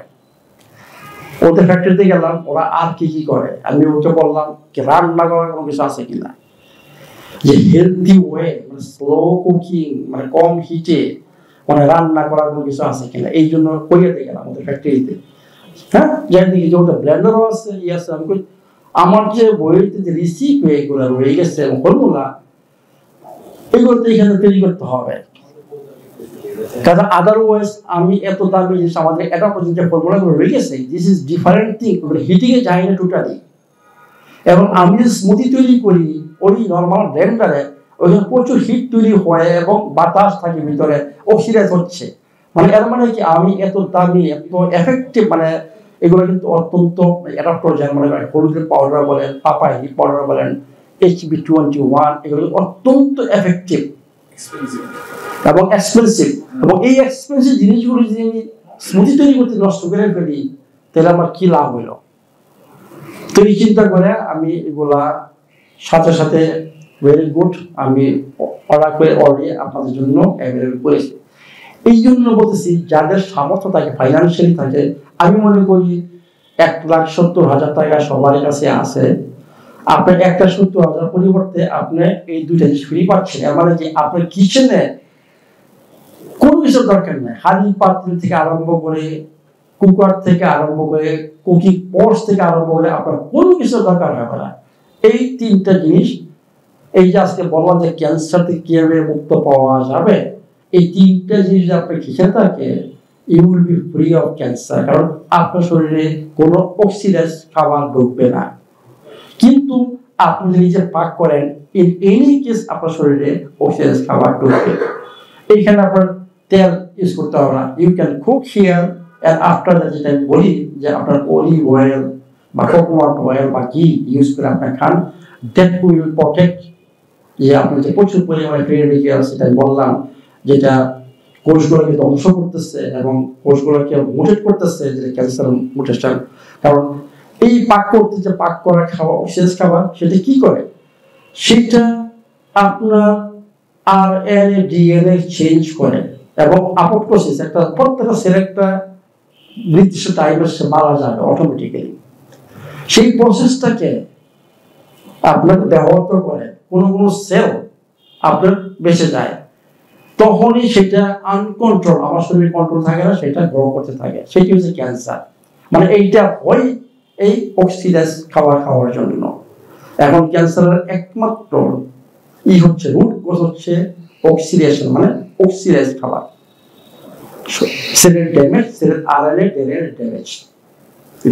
তো এই জন্য আমি বলতেছি যে আপনারা স্লো হিটে যদি সম্ভব হয়, যদি আপনাদের নাও নেন, এগুলো নাও থাকে আপনার নো প্রবলেম, কিন্তু you try to eat as much as raw foods, এবং কম হিটে দীর্ঘ সময় পাক করে খান। তেল দিয়ে ভাজি করে, মানে হাই হিটে খাবেন না প্লিজ। এইটা আপনাদের সবার কাছে আমার রিকোয়েস্ট, যাতে আমি চাই না বুঝছেন, মানে এইসব সিরিয়াস ডিজিজে বুঝছেন আপনারা বলেন। হার্ট ডিজিজের একমাত্র কারণ হচ্ছে, যারা হার্ট ডিজিজের আমার পেশেন্ট, আমি কি বলি যে ফ্রাইড, তেল দিয়ে ফ্রাইড কোনো কিছু খাবেন না। একমাত্র কারণ হচ্ছে এই অক্সিডাইজ খাবার, ব্লাড প্রেশার ড্যামেজ এবং এই ব্লকেজের একমাত্র কারণ হচ্ছে যারা দুইটা জিনিস পাক করে খাবেন, আমাদের সাদা জিনিস আর এই বাজারের তেল দিয়ে যারা পাক করে খাবেন, ওদের হার্ট ডিজিজ হবে। ডায়াবেটিস তো প্রথম কথা, এরপর হার্ট ডিজিজ হবে, এরপরে ক্যান্সার, এটি নো আদার ওয়ে। এই জন্য বলি যতটুকু সম্ভব কম হিটে দীর্ঘ সময়ে, একটা সময় বেশি নিয়ে পাক করেন, এবং কাঁচা খাবার যত বেশি খান। কারণ এই কাঁচা খাবার যদি আমি হিট দিয়ে পাক করে খাই, যেটা তৈরি হচ্ছে, এই কাঁচা খাবার আমাকে নিউট্রালাইজ করবে, আমাকে প্রোটেক্ট করবে। এর মানে শাকসবজি ট্রাই করে কাঁচা খাওয়ার জন্য, ফল টল কাঁচা খাওয়ার জন্য ম্যাক্সিমাম এসব খাবেন, কারণ শরীরকে আমাদের প্রোটেক্ট করতে হবে। এইগুলি প্রোটেক্ট করবে যে আমি যে পাক করে যে খাচ্ছি, যে কিছু ঢুকাচ্ছি ভিতরে অক্সিডাইজ ফুড, সেটাকে নিউট্রালাইজ করার জন্য আপনাকে প্রচুর শাকসবজি এবং ফল এগুলোকে খেতে হবে র হিসাবে। তখনই আপনার চিন্তা এই রিস্ক থাকবে না যে আমরা কি ক্যান্সারে ভুগতে পারি বা হার্ট ডিজিজ হইতে পারে। No, totally you will be disease free actually, যদি আপনার হিট, মানে কুকিংটা যদি ঠিক করেন। কারণ আমি মনে করি বাংলাদেশের এইটা একটা বিরাট প্রবলেম, কুকিং এর একটা বিরাট প্রবলেম। কারণ আমরা তো পাক করি না, তাই না? কে আমাদের মা বোনরা পাক করে না। আমি কিন্তু বলি আমার সেমিনারে ওদের আসা বেশি দরকার, এবং এই বইটা ওদের কাছে বেশি থাকা দরকার, কারণ ওরা পাক শাক করেন, ওদের উপর আমাদের সম্পূর্ণ সুস্থতা করে, নির্ভর করে। এই জন্য আপনাদের কাছে রিকোয়েস্ট যে আপনারা সুস্থ থাকুন, ফ্যামিলি সুস্থ থাকুন। একমাত্র রান্নার পদ্ধতির মাধ্যমে আমরা সুস্থ থাকতে পারি, কারণ আপনারা এখন জানেন যে কোনটা ভালো খাবার, কোনটা খারাপ খাবার। খাবার আপনারা কিনতেছেন, কিন্তু একটা জিনিস আপনারা ভুল করতেছেন, এই পাক করার মাধ্যমে আপনারা যে খাবার তৈরি করতেছেন সেই খাবার রং খাবার, সেটা হয়ে যায় ডেড ফুড, মানে মৃত খাবার হয়ে যায়। এই মৃত খাবারটি হচ্ছে আমাদের শরীরের জন্য প্রবলেম। আমাদের যা দরকার আমার শরীর সেটা পারতেছে না, এবং কোনো সময় শরীর সারেন্ডার করে, তখনই আমরা রোগী হই, বিভিন্ন ধরনের প্রবলেম দেখা দেয়। এটি তাহলে আমি ফার্দার ডিসকাস করতে চাচ্ছি না, এখন আপনাদের আমি কিছু শুনবো, কারণ আপনাদের অনেক কিছু জানার ইচ্ছা আছে, অনেক কিছু প্রশ্ন আছে, আমি সেগুলো প্রশ্ন করবো। শুধু আমি এই জিনিসটা বলতেছি যে 8টা গোপন সূত্র, এনি কেস যদি আপনি সুস্থ থাকতে চান এবং সুস্থ হতে চান, এইটার বিকল্প নাই। এই 8টা সূত্রের বিকল্প নাই। একটা সূত্র আপনাকে প্রকৃতির সাথে আবার রিকানেক্ট করবে, আর প্রকৃতির ছাড়া আমাদের সুস্থতা নাই। মানুষ, কোন ডাক্তার বা আমিও আপনাকে সুস্থতা ব্যাক করতে পারবো না। একমাত্র নেচার ক্যান কিউর ইউ। মানুষের ক্ষমতা নাই কিউর করা, মানে একমাত্র নেচার ক্যান কিউর। কারণ আমার 10 বছরের ক্লিনিক্যাল অভিজ্ঞতা আমি এটা বলতেছি যে একমাত্র নেচার কিউর করে। কারণ আমি নেচার ছাড়া অন্য কোনো ট্রিটমেন্ট আমার কাছে নাই। আমি আপনাদেরকে টেস্টে পাঠাই না, আমি আপনাদেরকে অন্য কিছু যে কোনো জিনিস যেটা ক্ষতিকর অবশ্যই এমন কোনো জিনিস আমি রিকমেন্ড করি না। কারণ আমি চাই যে প্রত্যেকটা মুখে নেওয়ার আগে আপনি চিন্তা করেন সোর্সিংটা কি, এই খাবারটা কোথা থেকে আসতেছে, মানুষ তৈরি করেছে না নেচার থেকে আসতেছে। যদি এইটা খেয়াল করতে পারেন, আপনারা 50 থেকে 60% অটোমেটিকলি এমনি সুস্থ থাকবেন। কারণ আমরা অসুস্থ হয়েছি শুধু এই খাবারের মাধ্যমে। যখন আমরা মৃত খাবার খাই, আমাদের শরীরে শক্তি কমে যায়, আমরা অলস হয়ে যাই, তখন আমাদের ফিজিক্যাল অ্যাক্টিভিটি আমরা করতে পারি না, বুঝলেন তো? কারণ সবাই অলস হয়ে যায়, কারণ শক্তি, মানে ফিজিক্যাল অ্যাক্টিভিটি শক্তি দরকার। আর ওই খাবার খাওয়ার জন্য শরীরের শক্তি ঠিক মতো হচ্ছে না, এবং আমরা অলস হয়ে যাই, আমরা ফিজিক্যালি ইনঅ্যাক্টিভ হয়ে যাই, এবং আরো আমাদের প্রবলেম আরম্ভ হয়, এবং ইমিউন সিস্টেম আমাদের ডে বাই ডে হচ্ছে ডাউন। সবচেয়ে বড় কথা, এই খাবারের জন্য আপনার গাট হেলথ, মানে গাটের যে এনভায়রনমেন্ট, সবার গাটের এনভায়রনমেন্ট খারাপ। আমি বলছি আপনার মাইন্ড করেন না, বাংলাদেশের সবারই গাটের এনভায়রনমেন্ট খারাপ। মাইন্ড না করার আর কি আমি বলছি, কারণ আমি তো কথা জানি সবার কিভাবে হবে ইম্পসিবল। আপনারা সবসময় স্ট্রেসে থাকেন, একটা না একটা স্ট্রেস আপনার আসি, আর স্ট্রেস কি করে, ভালো ব্যাকটেরিয়াকে মেরে ফেলে, সোজা কথা। মানে stress not only acidify your body, stress আপনার ভালো ব্যাকটেরিয়াকে মারে। তারপর সবাই স্ট্রেসে থাকেন, কোনো কোনো টেনশন সবাই আছে বাংলাদেশের। যেই পরিবেশ বুঝছেন বাংলাদেশের, আমি মাঝে মাঝে চিন্তা করি যে ঢাকার যে পরিবেশ, কত লোক সিগারেট খাচ্ছে এবং স্মোকিং মানে করতেছে, বায়ুটা কি হবে, গাড়ি কেটে বাজিয়ে দিলাম, দুরানা বাজি বাজিয়ে দিলাম, শুধু স্মোকিং এর যে কত লোক বাংলাদেশে মানে ঢাকায় এবং সব ম্যাক্সিমাম স্মোকিং করতেছে। এই স্মোকিং এ আপনার কার্বন মনোক্সাইড আপনার বাঁচার জন্য সেইগুলি আবার আমরা ই করতেছি। তো how this is also stress. এবং আপনার যে টেস্টে যান, আমি কিছু for what I should go test, আমি তো 13 বছর যাবত কোন টেস্টে যাইনি। For what, for test. আমি টেস্টে গেছি মানে আমার টেনশন আসবেই যে কি রেজাল্ট খারাপ আসে, আমি শেষ। আপনি স্টেজে উঠতে পারেন না, আপনার স্টেজে গেছেন, আপনার রেজাল্ট খারাপ আসছে, আপনার শেষ, মানে আপনার অলরেডি আরম্ভ হয়েছে টেনশন, মানে আপনি অলরেডি স্ট্রেস। তো আপনি যদি স্ট্রেসে থাকেন, how everything you are doing very good, everything okay, সবকিছু ভালো আছে, আপনি সত্যি কোথা থেকে আসবে, যেটা আগে বলে আসছে।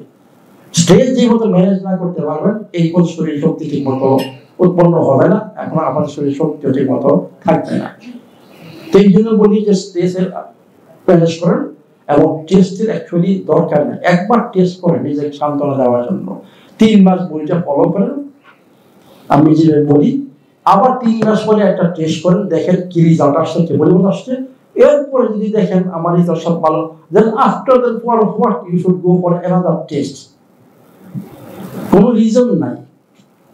আপনি এখন টেস্ট করেন, 3 মাস ফলো করেন, 3 মাস ফলো করার পরে আবার একটা টেস্ট দেন কি আসছে রেজাল্টটা। যদি আপনার দেখেন সবকিছু ভালো যে কিসের জন্য আবার টেস্টে যাবেন, কারণ এইটা একটা টেনশন, এইটা একটা বিরাট স্ট্রেস। এই যে আপনারা টেস্ট করেন এটি এবং টাকা পয়সা দিচ্ছেন বিনামূল্যে, ঠিক আছে টেস্ট করলেন, মনে করেন আপনার হার্টের problem, what you will do, সলিউশনটা কি? আপনার টেস্ট করে দেখেন আপনার হার্টের প্রবলেম, সলিউশন কি?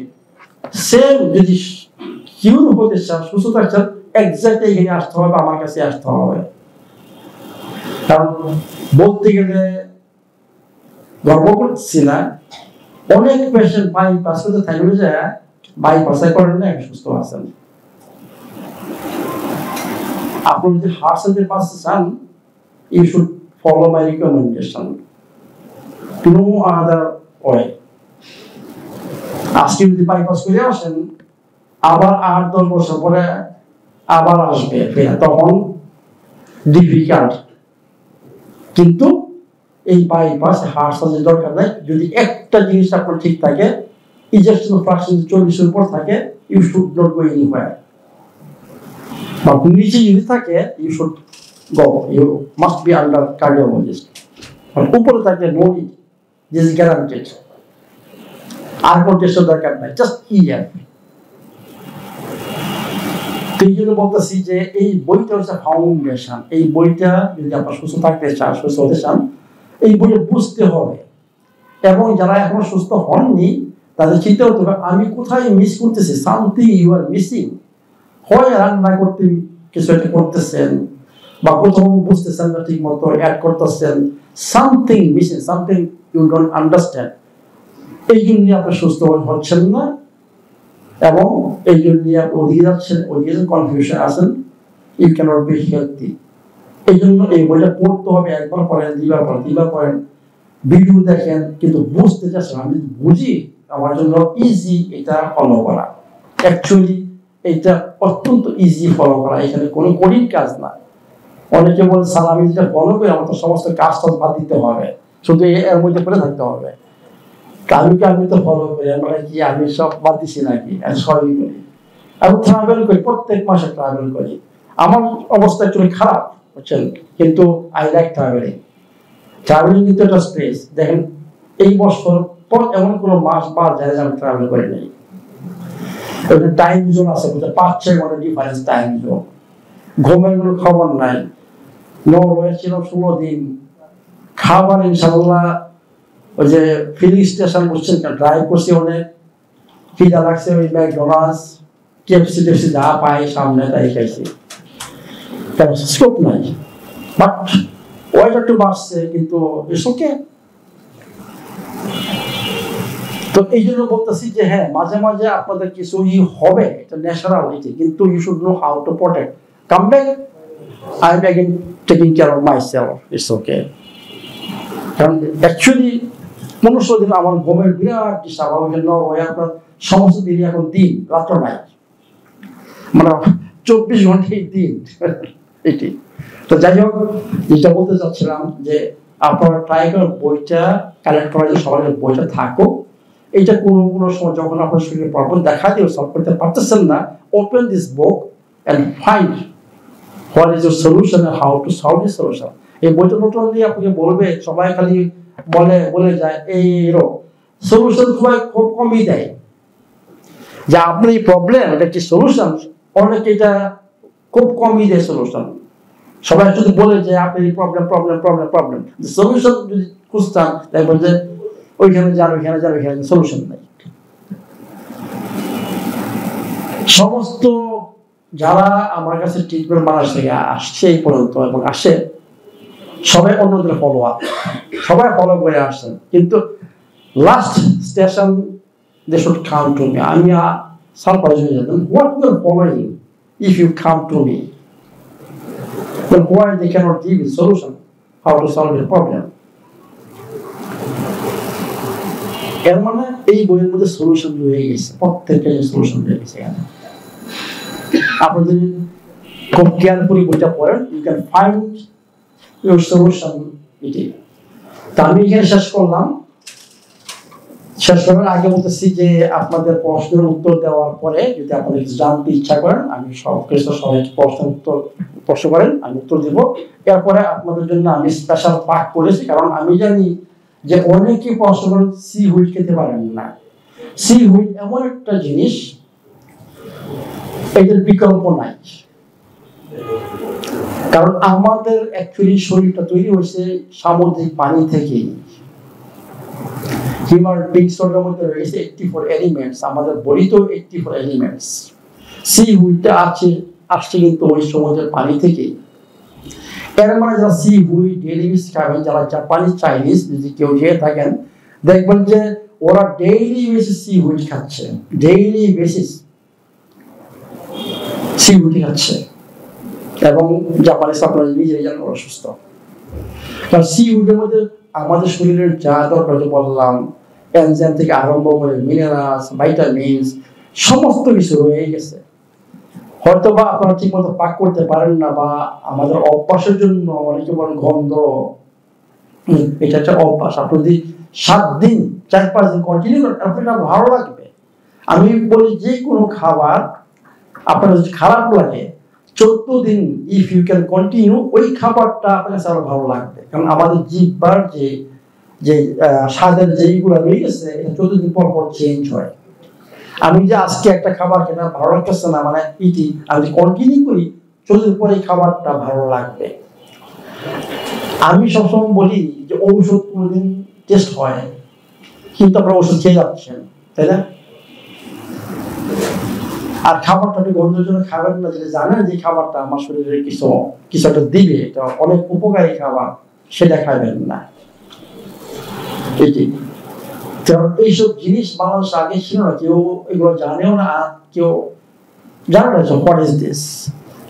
আমি সি হুইটকে বইটা সবচেয়ে আমাদের যা আছে এখানে অ্যাডাপ্টোজেন এবং সি হুইট, এটা সবার কাছে ডেইলি বেসিসে 15টা অ্যাডাপ্টোজেন বা সি হুইট খাওয়া উচিত। আজকে আপনারা আমি বলি সাদা ভাত খাওয়া, কি বলি সাদা ভাত খাওয়া নিষেধ বলি না, এর মধ্যে কিচ্ছুই নেই। কিন্তু সাদা ভাত আপনার পাক করছে, সাদা ভাতের মধ্যে অনেক কিছু রয়ে গেছে। এখন সাদা ভাত খাবেন আজকে, এই সাদা ভাতকেও মানে ওষুধ হিসাবে আজকে ইউজ করবেন, এটা ওষুধ হয়ে গেছে এখন সাদা ভাত না।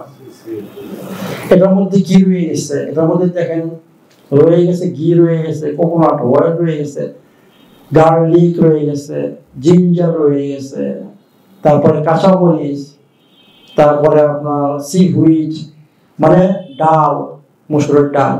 এখন এটা সাদা ভাত না, এইটা হয়ে গেছে ঔষধ হয়ে গেছে। আপনার শরীরের যে শক্তি উৎপাদনের জন্য যা দরকার এর মধ্যে সব রয়ে গেছে, এবং এইটা একটা সম্পূর্ণ ফুড হয়ে গেলে এখন এর সাথে মাংস, মাছ বা ডিম এগুলোর কোনো দরকার নাই। জাস্ট এটা খাবেন, আপনার সম্পূর্ণ খাবার আপনার শরীরে যা দরকার সেটা আপনি পেয়ে গেলেন। যদি আপনার মনে করেন হ্যাঁ আমি আর একটু প্রোটিন নিতে চাই, বা অ্যাড করেন, ডিম অ্যাড করতে পারেন, মাছ অ্যাড করতে পারেন, মাংস অ্যাড করতে, no problem, what you like. But এটা নিজে এখন একটা সম্পূর্ণ খাবার হয়ে গেল, এরপরে আপনার অন্য কিছু দরকার নাই। এখন কত ইজি অ্যাকচুয়ালি যে হেলদি ফুড তৈরি করা, এইটা ইজি এবং এটা টেস্ট। আপনার হয়তো আসলে টেস্ট নাও পান, কিন্তু যদি আপনি এটা কন্টিনিউ করেন, I believe that you will enjoy this food also. তো আপনাদের পছন্দের পরে আপনারা এটা খাবেন, এরপরে বলবেন যে কি ফিল করবেন, কি ভালো লাগছে, কি ভালো লাগে না, আপনাদের রিকমেন্ডেশনের অত দরকার। কিন্তু আমি চাচ্ছি যে আপনার এই খাবারটাও খান মাঝে মাঝে।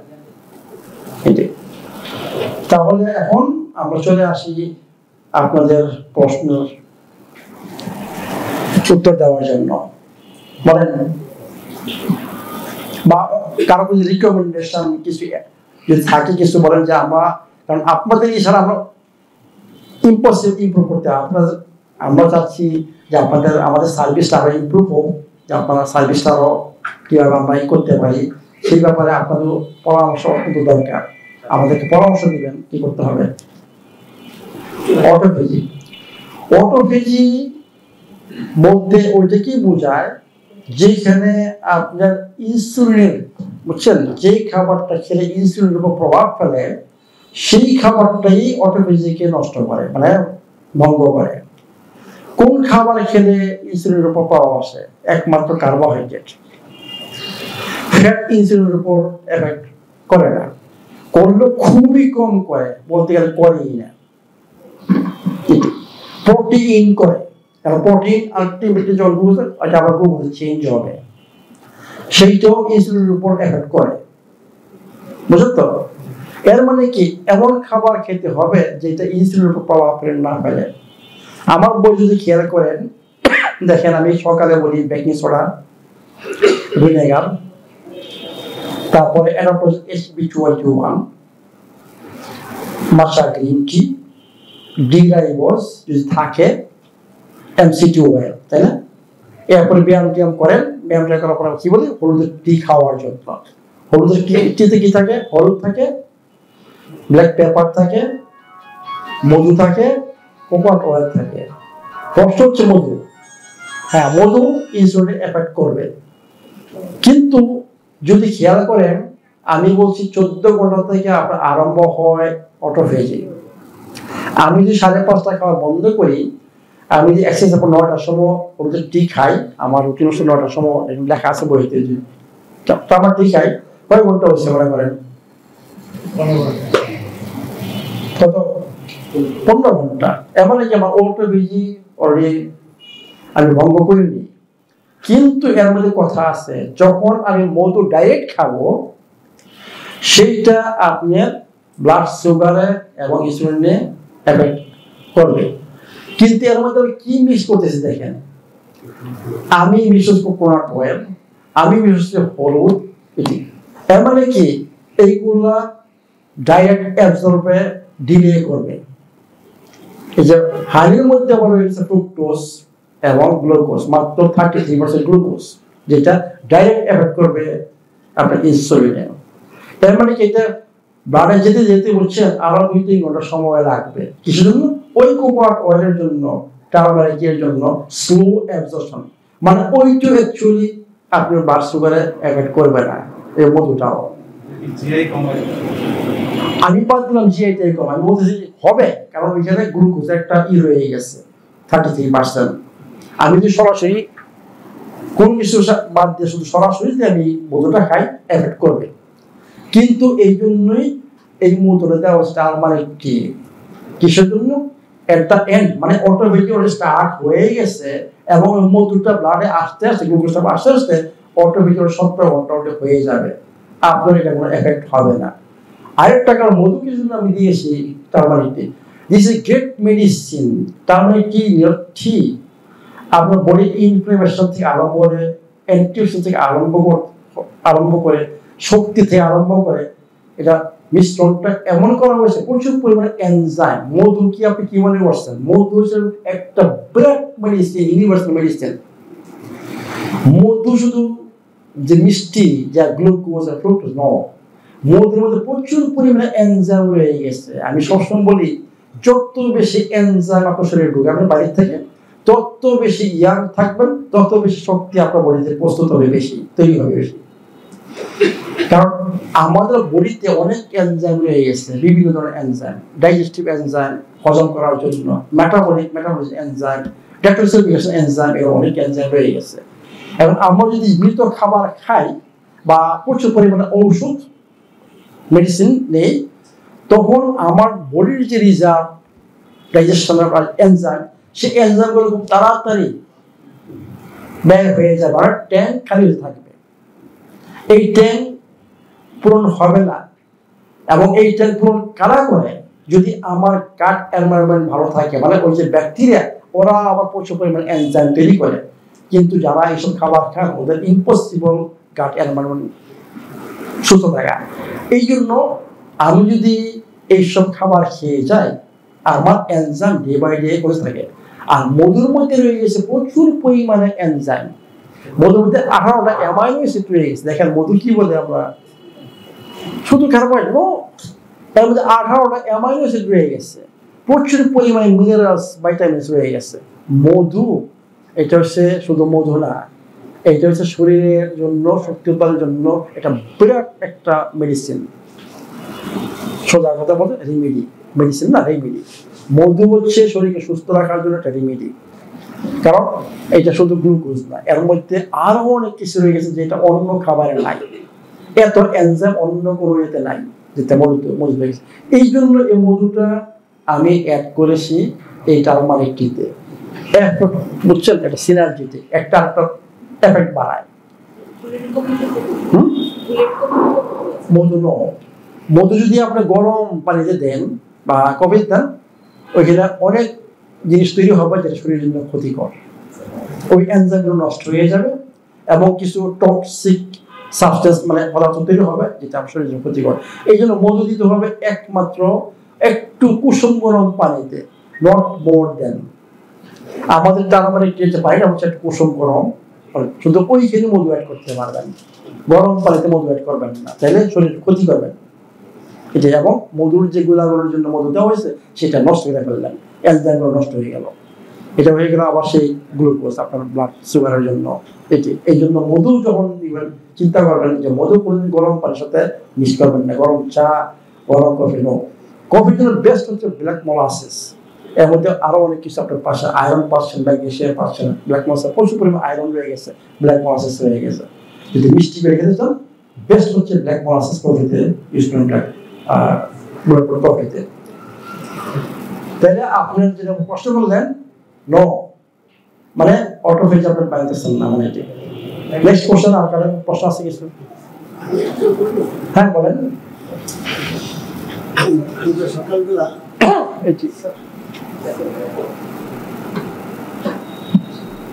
আমি সকালবেলা ঘুম থেকে উঠে কুসুম কুসুম গরম পানি খাই নামাজের আগে, এক গ্লাস। খাওয়ার পরে 1 ঘন্টা পরে আমি বেকিং সোডা ড্রিঙ্কস খাই। ম্যাক্সিমাম সময় আমি লেবু রস দিয়ে খাই। লেবু রস দিয়ে খেলে আমার ভালো লাগে। ওকে, কিন্তু আমি 3 টেবিল চামচ লেবু রস খাই। No problem. আচ্ছা, আর 1 চা চামচ বেকিং সোডা কুসুম কুসুম গরম পানি এবং আমি অ্যালকালাইন পানি খাই, যার পিএইচ গুলো 8 এর উপরে। আগে তো আমি পানি বিয়ার পানি ইম্পোর্ট করে আনতাম লন্ডন থেকে। আপনি যখন না আপনার পিএইচ গুলো 8 এর উপরে থাকতে হবে, তারপরে আমি অ্যালকালাইন পানি খাই। Iron water. অ্যালকালাইন পানি দিয়ে আমি বেকিং সোডা ড্রিঙ্কসটা তৈরি করি। ওটা খাওয়ার 1 ঘন্টা পরে আমি এভরিডে হানি লেবু টি খাই। Good, very good. হানি লেবু টি এভরিডে খাই। 1 চামচ লেবু রস, 1 টেবিল চামচ আপেল সিডার ভিনেগার, দারচিনির গুঁড়া 8 ভাগের 1 ভাগ দিয়া আমি হানি লেবু এবং 1 টেবিল চামচ লেবু আপনার মধুটা এই 1 টেবিল চামচ দিই। দেওয়ার পরে হানি লেবু টিটা তৈরি হয়। ওইটা পাইপ দিয়ে দাঁতে লাগাই না, যেহেতু দাঁতে লাগাইলে দাঁতে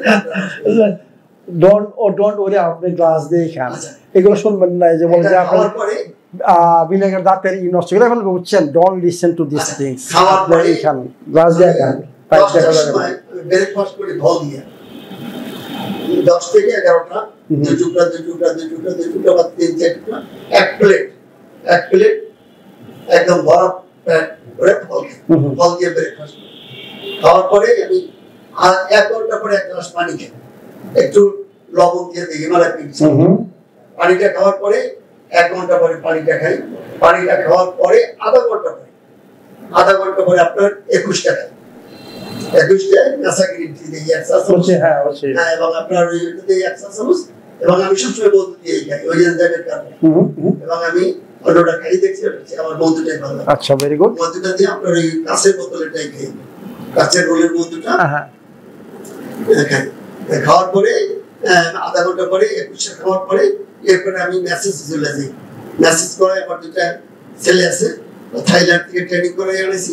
সেখানে ওদের আমার ফুল বডি মেসেজ করে, high message, oil message, food message. আমি গুড, ভেরি গুড। আপনার ভেরি গুড লাইফ। এইগুলি ক্যানট অ্যাফোর্ড। আচ্ছা, এটা মেসেজ করার পরে এরপর আমি চলে যাই গোসল। আমার মনে হয় গরম লাগছে না, কেসিটা ছেড়ে দেবো না, কেমন হয়? আচ্ছা, গোসলটা কমপ্লিট করে এবার আমি টারমারিক ড্রিঙ্কসটা করি। যেহেতু ব্যায়ামের পরে আমার মেসেজ হয়ে গেছে, আমি গোসলও একটা মেসেজ, গোসল একটা এক্সারসাইজ। গোসল কমপ্লিট করে নামাজের আগে আমি টারমারিক ড্রিঙ্কসটা খাই। টারমারিক ড্রিঙ্কসটা আমি যেভাবে আপনি তৈরি করতে বলছেন ওইভাবে খাই। ড্রামাটিকের ভিতরে আমি মেসা দিই না, মেসা আগে দিতাম, পরে আপনি বললেন না মেসা আপনার বেশি হয়েছে, 2 চামচ মেসা হয়, এই জন্য আমি হলুদটা খাই।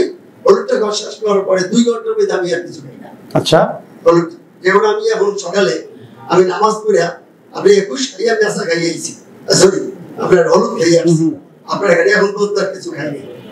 Very good. খাইনি মানে খিদা নাই, শক্তি আছে। Very good. শক্তি আছে, এখন শক্তি আমি সবসময় বলি ইউ শুড আমি সারা রাত না খাইয়া বডি হ্যাভ। আগামী কালকে না খাইয়া রোজা রাখতে পারি মাসে। Very good. মানে আমি একটানা 24 ঘন্টা 48 ঘন্টা আমি রোজা রাখতে পারি, আমার এনার্জি থাকে। মানে আমি বডিকে আমি ফ্যাট বার্নিং এর প্রোগ্রাম দিয়ে শিখে গেছি যে কিভাবে ফ্যাট বার্নিং করে চলতে হয়। তারপর ফ্যাট মেটাবলিজম চলে আসছে। Very good. মানে ফ্যাট মেটাবলিজম থাকলে শক্তি সবসময় থাকে। Fat burning. ইয়েস। আমি এরপরে আমি এখন এই হলুদটা খাওয়ার পরে 5টার সময় আমি একটা স্যুপ খাই। আমি একদিন একটা স্যুপ খাই, আপনার সিউইড স্যুপটা খাই, সপ্তাহে একদিন খাই। এখন চেষ্টা করবো আপনি যেহেতু বলছেন সপ্তাহে আমি 2 দিন খাওয়ার চেষ্টা করবো সিউইড স্যুপটা। আপনার স্যুপটা খাই, স্যুপ খাইয়া তারপরে আমি চলে যাই। স্যুপের ভিতরে আমি 2 চামচ অলিভ অয়েল মাস্ট দেবই। আর আপনার বাদাম গুলো আমি দুধ করে খাই, মিল্ক করে খাই। আপনার বাদাম 7-8টা বাদাম, তারপরে ওই যে আপনার সানফ্লাওয়ার সিড, ব্লেন্ডারে করে ভিজাইয়া 12 ঘন্টা 6-12 ঘন্টা ভিজাইয়া তারপরে আমি ব্লেন্ডার করে মিক্স করে সেটার মধ্যে 2 চামচ কোকোনাট অয়েল দেই, 1 চামচ মধু দেই, 1 টেবিল চামচ, 2 টেবিল চামচ কোকোনাট অয়েল। আমি এভরিডে আমার 4 থেকে 5 টেবিল চামচ কোকোনাট অয়েল খাওয়া পড়ে। এই জন্য আপনার শক্তি এত বেশি। আর আমি 2 চামচ অলিভ অয়েল খাবই, তাহলে 5 4 আর 6-7 চামচ তেল খাওয়া। ভাত খান না নাকি? হ্যাঁ, ভাত খান না, ভাত খাই আমি ব্ল্যাক রাইস, একদিন খাই ব্ল্যাক রাইস, একদিন খাই আপনার মানে একবার খান ভাত এক বেলা রাতে সব খাওয়ার পরে। এর মানে প্রচুর পরিমাণে ফ্যাট খাচ্ছে, কার্বোহাইড্রেট খুবই কম। আমার এবং আমার ওয়াইফের 1 কেজি চাউল 1 মাস যায়। Oh very good, very good. Everything is okay. এতটুকু রাইস, এটা মধ্যে 2 চামচ কোকোনাট অয়েল লই, লইয়া আর মাঝে মাঝে একটু ঘিটা লই, লইয়া এটা খাই পড়ে। এই হলো লাস্ট ফুড। এরপর 1 ঘন্টা পরে সব খাওয়া শেষ, রাতে 7টা থেকে ভিতরে 8টার ভিতরে খাওয়া শেষ, আমার সব ডিনার শেষ। খাওয়ার 1 ঘন্টা পরে আপনি যে বলছেন 1 গ্লাস পানি, অ্যালকালাইন পানি, এটার মধ্যে ওই ইসুগুলের ভুসি দিয়ে ওই একটা ডাক্তার ইবলিসিনাটা, ইবলিসিনা সারা কিনি না, ইবলিসিনা 1 চামচ ইসুগুলের ভুসি দিয়া আপনার ওই হানিসিনাটা একটা ভেরি গুড। এভরিথিং ওকে। কিন্তু আপনি তো ভাই নিজে কি করতে পারেন, আপনার সাথে সবাইকে কম্পেয়ার লাভ নাই, কারণ আপনি সবকিছু পারেন। For you no problem. Main dish খাওয়ার আগে আমি 2 চামচ আমি খাই আপেল সিডার ভিনেগার, 2 চামচ আপেল সিডার ভিনেগার, 4 চামচ পানি, এটা মিলাইয়া খাওয়ার আগে মেইন ডিশের আগে দিয়ে খাই বলে। খাইয়া এরপর খাওয়া শেষ করি, আপনার খাওয়া শেষে আপনার এইটা ওই যে হানিসিডার দিয়ে 2 টেবিল চামচ আর 4 চামচ পানি দিয়ে হানিসিডার দিয়ে ফিনিশিং করে দিই। যদি খেয়াল করে দেখেন ওনার যে একদিনের খাবারের জি দেখবেন যে 100% প্রোডাক্ট এখান থেকে উনি ইউজ করতেছে 100%। এই জন্যই সে 24 ঘন্টা 48 ঘন্টা থাকতে পারবে এবং তার শরীরে শক্তি থাকবে। এই জন্য তার বডি এখন ট্রান্সফার হয়ে গেছে ফ্যাট মেটাবলিজম, ফ্যাট থেকে তার বডি তৈরি করে শক্তি আমার থেকে না। আপনার এই খাওয়া দাওয়া খেয়ে আমার মায়ের ক্যান্সার হয়েছিল স্টেজ 4, সে ক্যান্সার ভালো হয়ে গেছে, তারপর সে 90 বছর পাইতেছে আলহামদুলিল্লাহ। আচ্ছা, আমার ভাইটার ক্যান্সার হয়েছিল, পরে অপারেশন করবে, আমার বলে কেমনে অপারেশন করবে, বলে পায়খানার দাঁতটা কাটতে হালাই দেবে, পরে পায়খানার থলিটা পকেটে রাখতে। আমি বলে দরকার নাই, তুমি ডাক্তার সাহেবের ওখানে যাও, আমি বুঝে দিচ্ছি। পরে রিপোর্টের কাছে দিচ্ছি, রিপোর্ট সব কিছু দিয়ে দিয়েছে, 2 মাস খেয়ে ক্যান্সার ভালো হয়ে গেছে, কি বল ভালো হয়ে গেছে 2 মাস। আচ্ছা 2 মাস কে cancer very good, this miracle. আমার ভাইটা আমার ভাইটা এই জন্য আপনার খাওয়া দাওয়া সবই আমরা 8টা মেনটেন করতে পারি না, তবে যতটুকু পারি না আপনারা সবই মেনটেন করেন, সবই everything is okay, very good. Fasting থাকি, যেমন এই 4 দিন গত 4 দিন আইবিএমসি রোজা 3টা, আর বৃহস্পতিবার সোমবার আমি রোজা ছিলাম, 5টা রোজা ছিলাম। ভেরি গুড, এভরিথিং ইজ ওকে। মানে আমি এটি বলতে চাচ্ছিলাম যে আমাদের একটা জিনিস আপনাকে বলতে যাচ্ছি, আমাদের বডি ফ্যাট থেকে শক্তি তৈরি করে, আমার বডিতে সবসময় শক্তি থাকবে। এটা হচ্ছে হেলথি মেটাবলিজম, মানে ফ্যাট মেটাবলিজম, হেলথি মেটাবলিজম। আর কার্বোহাইড্রেট যাদের বডি কার্বোহাইড্রেটের মধ্যে অ্যাডজাস্ট হয়ে গেছে, মানে বাচ্চা থাকতে পারেন না, ওদের মেটাবলিজম হচ্ছে কার্বোহাইড্রেট মেটাবলিজম, এবং ওরাই অসুস্থ এবং ওদের শরীরে শক্তি থাকে না, শক্তি থাকবে না। একটু বলি এখানে কার্বোহাইড্রেট আমরা নেব শাকসবজি থেকে। আপনি শাশুড়িতে একটা ভাত খান, নো প্রবলেম, ইটস ওকে। আমি কিন্তু জিজ্ঞাসা করেন যে কয়বার ভাত খান, আপনি যদি 3 বার ভাত খাইতেন, 1 চামচ পুরনো খাইতেন, আমি বলতাম যে ইওর মেটাবলিজম, কার্বোহাইড্রেট মেটাবলিজম। কিন্তু যেহেতু আপনি বলছেন অল্প একটু ভাত খান একবার, your body now getting energy from fat. Okay, আর কি আপনি বলছেন? Very good, thank you very much. ওয়ালাইকুম আসসালাম। স্যার আমি মোটামুটি ওই যে স্যার বলছেন আমি মোটামুটি মেনটেন করি, বাট আমার একটু সমস্যা আছে এখন। আমি কফি খেলাম করি এই সপ্তাহে 3-4 দিন। আমার এই ছিল আইবিএস ছিল প্রচন্ড, 2016-17 থেকে আইবিএস ছিল। দেখেছিল যে তো আসলে ওনারা ওই যে মেগাসারিটা সেটা ওষুধ লিখে এছাড়া হয় না। পরবর্তীতে ওই আপনার ভিডিও দেখে শুরু করছি ফলো, তখন তো আপনি থাইল্যান্ডে বাংলাদেশে কোনো ইয়ে নাই। প্রথম 50 মিনিট করে পরে আপনি থাইল্যান্ড থেকে পিএইচের মাধ্যমে আমি আচ্ছা, তো যাই হোক এখন মোটামুটি সব দিকই ভালো আছে। এখন একটু সমস্যা হচ্ছে স্যার, আমি কফি নেবার করার পরে অন্যান্য ভাব করি, যেমন বেকিং সোডা, গার্লিক বা জিঞ্জার, কিন্তু আমার ওই মিউকাস প্রচুর ইয়ে হয়। For what you are doing coffee and baking soda and others and for what? ఇది স্যার আমি ওই চেঞ্জ করে করি আমার For what? মানে ওই যে আপনার বিভিন্ন ভিডিও দেখছি যে এইখানে বলতেছি যে আপনার প্রবলেমটা হয় আমাকে অনেক সময় বুঝতে পারেন না, বা এক্সেস করেন বা চেঞ্জ করেন, এই জন্য রেজাল্ট আসে না। বেকিং সোডার এনেমা কাকে আমি বলি, যাদের কিডনির মধ্যে 4-5 স্টেজ আছে, শুধু ওদের জন্য baking soda enema, not for others.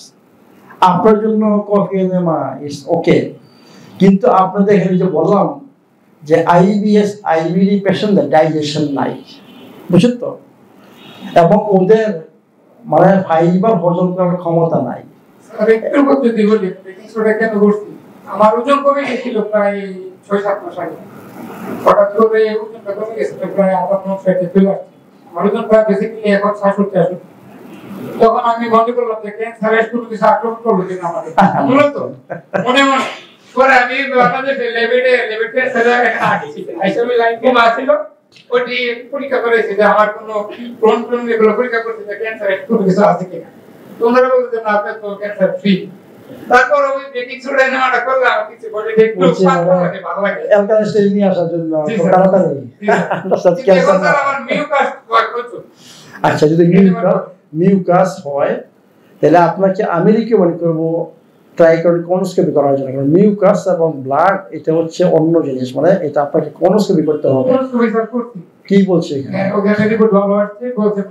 হ্যাঁ, যদি ভালো আসে তাহলে আপনাকে আমি রিকোয়েস্ট করবো এটা সাহায্য নেওয়ার জন্য, স্লো জুসার দিয়ে, বুঝছেন, জুস খাওয়ার জন্য, বুঝতে বলছি, এবং এই ইয়েতে পাক করে খাওয়ার জন্য, এবং আপনাকে টক দই খেতে হবে বেশি বেশি, ন্যাচারাল, মানে যেই দুধ, ওই যে বললাম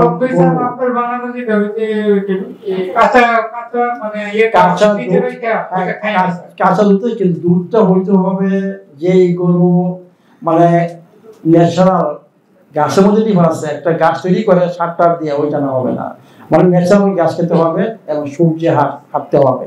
ওই গরুর দুধ, ফ্রেশ দুধ থেকে যদি আপনি টক দই করেন, এই যে আর যদি না হয় আপনাকে হাই ডোজের প্রোবায়োটিক্স দিতে হবে, high dose, minimum 100 billion, not less than, আপনাকে প্রোবায়োটিক্স দিতে হবে, তখন আপনার ইমিউনিটি বন্ধ হবে। নো অ্যাক্টিভ নট হবে, অ্যাক্টিভ মধ্যে কত বিলিয়ন আছে? 5 বিলিয়ন, মানে কত বিলিয়ন? 40,000। হ্যাঁ, 40,000। এইগুলো টাকা পয়সা নষ্ট করে কোনো কাজে দিবে না এগুলা। আপনি বলছে 100 বিলিয়ন, 100 বিলিয়ন আপনার দরকার হবে। তারা আবার এই একটু দিয়ে আছেন, ব্যারে ঘুরে কি নিয়ে আছে দেখি। এটা বইয়ে পরীক্ষা করছিলাম আমি, নো, প্রবলেম হচ্ছে যে খাচ্ছে নাথিং, মানে ওর আইবিএস এর পেশেন্টদের প্রবলেম হচ্ছে গুড ব্যাকটেরিয়া নাই, গাটে, এই জন্য তার এই প্রবলেম। যেই মধ্যে আপনার গাটে গোল পেটে না আসবে, এই মধ্যে আপনার মিউকাস যাবি, আপনাকে হাই ডোজের মানে আমাদের মনে আছে মনে হয় প্রোটোফেজ 104 মিলিয়ন না কত মিলিয়ন, আপনার ওইগুলো লাগবে, বুঝছেন তো? এবং আপনাকে জুস,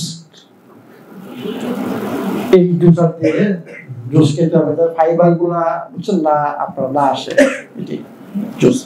আমি সবসময় বলি যে এনিহাও আপনারা নিজের শরীরকে ঠিক করেন, নিজের শরীর ঠিক করলে এখন মনে করেন ইনকাম নাই বা প্রবলেম আছে, কিন্তু শরীর যদি সুস্থ না হয় আপনার সবসময় এরকমই থাকবেন।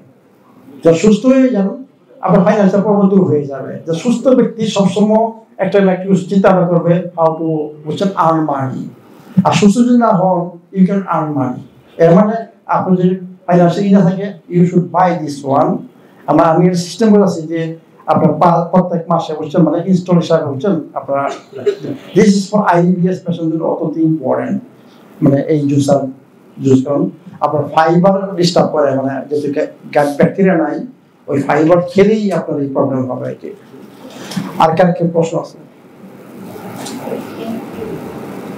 আসসালামু আলাইকুম। ওয়ালাইকুম আসসালাম। আমি ডাক্তার মোহাম্মদ শহীদুল ইসলাম। আমি স্যার আপনার খাবার এবং আমি সময় নষ্ট করবো না, আমাদের নিয়মিত যে আমরা তো সেই 8টা সূত্র সবই পালন করি, কিন্তু আমাদের দেশে মানুষের একটা মানসিক পরিবর্তন আসে। মানুষেরা ডাক্তারের কাছে যায়, তারা বিভিন্ন বিশেষ করে যারা ক্যান্সারের, এখানে ব্লাড পলিসিস এবং বেকিং সোডা এটা দিয়ে যে ক্যান্সার দ্রুত ঠিক করা সম্ভব, এরকম কোনো প্রজেক্ট করার কোনো ইচ্ছা আপনার আছে? আচ্ছা, ভেরি গুড কোশ্চেন। হ্যাঁ, প্রশ্ন হচ্ছে ফ্যাটি লিভার যাবে তারা কি ফল খেতে পারবে কিনা? কারণ fructose, very good question.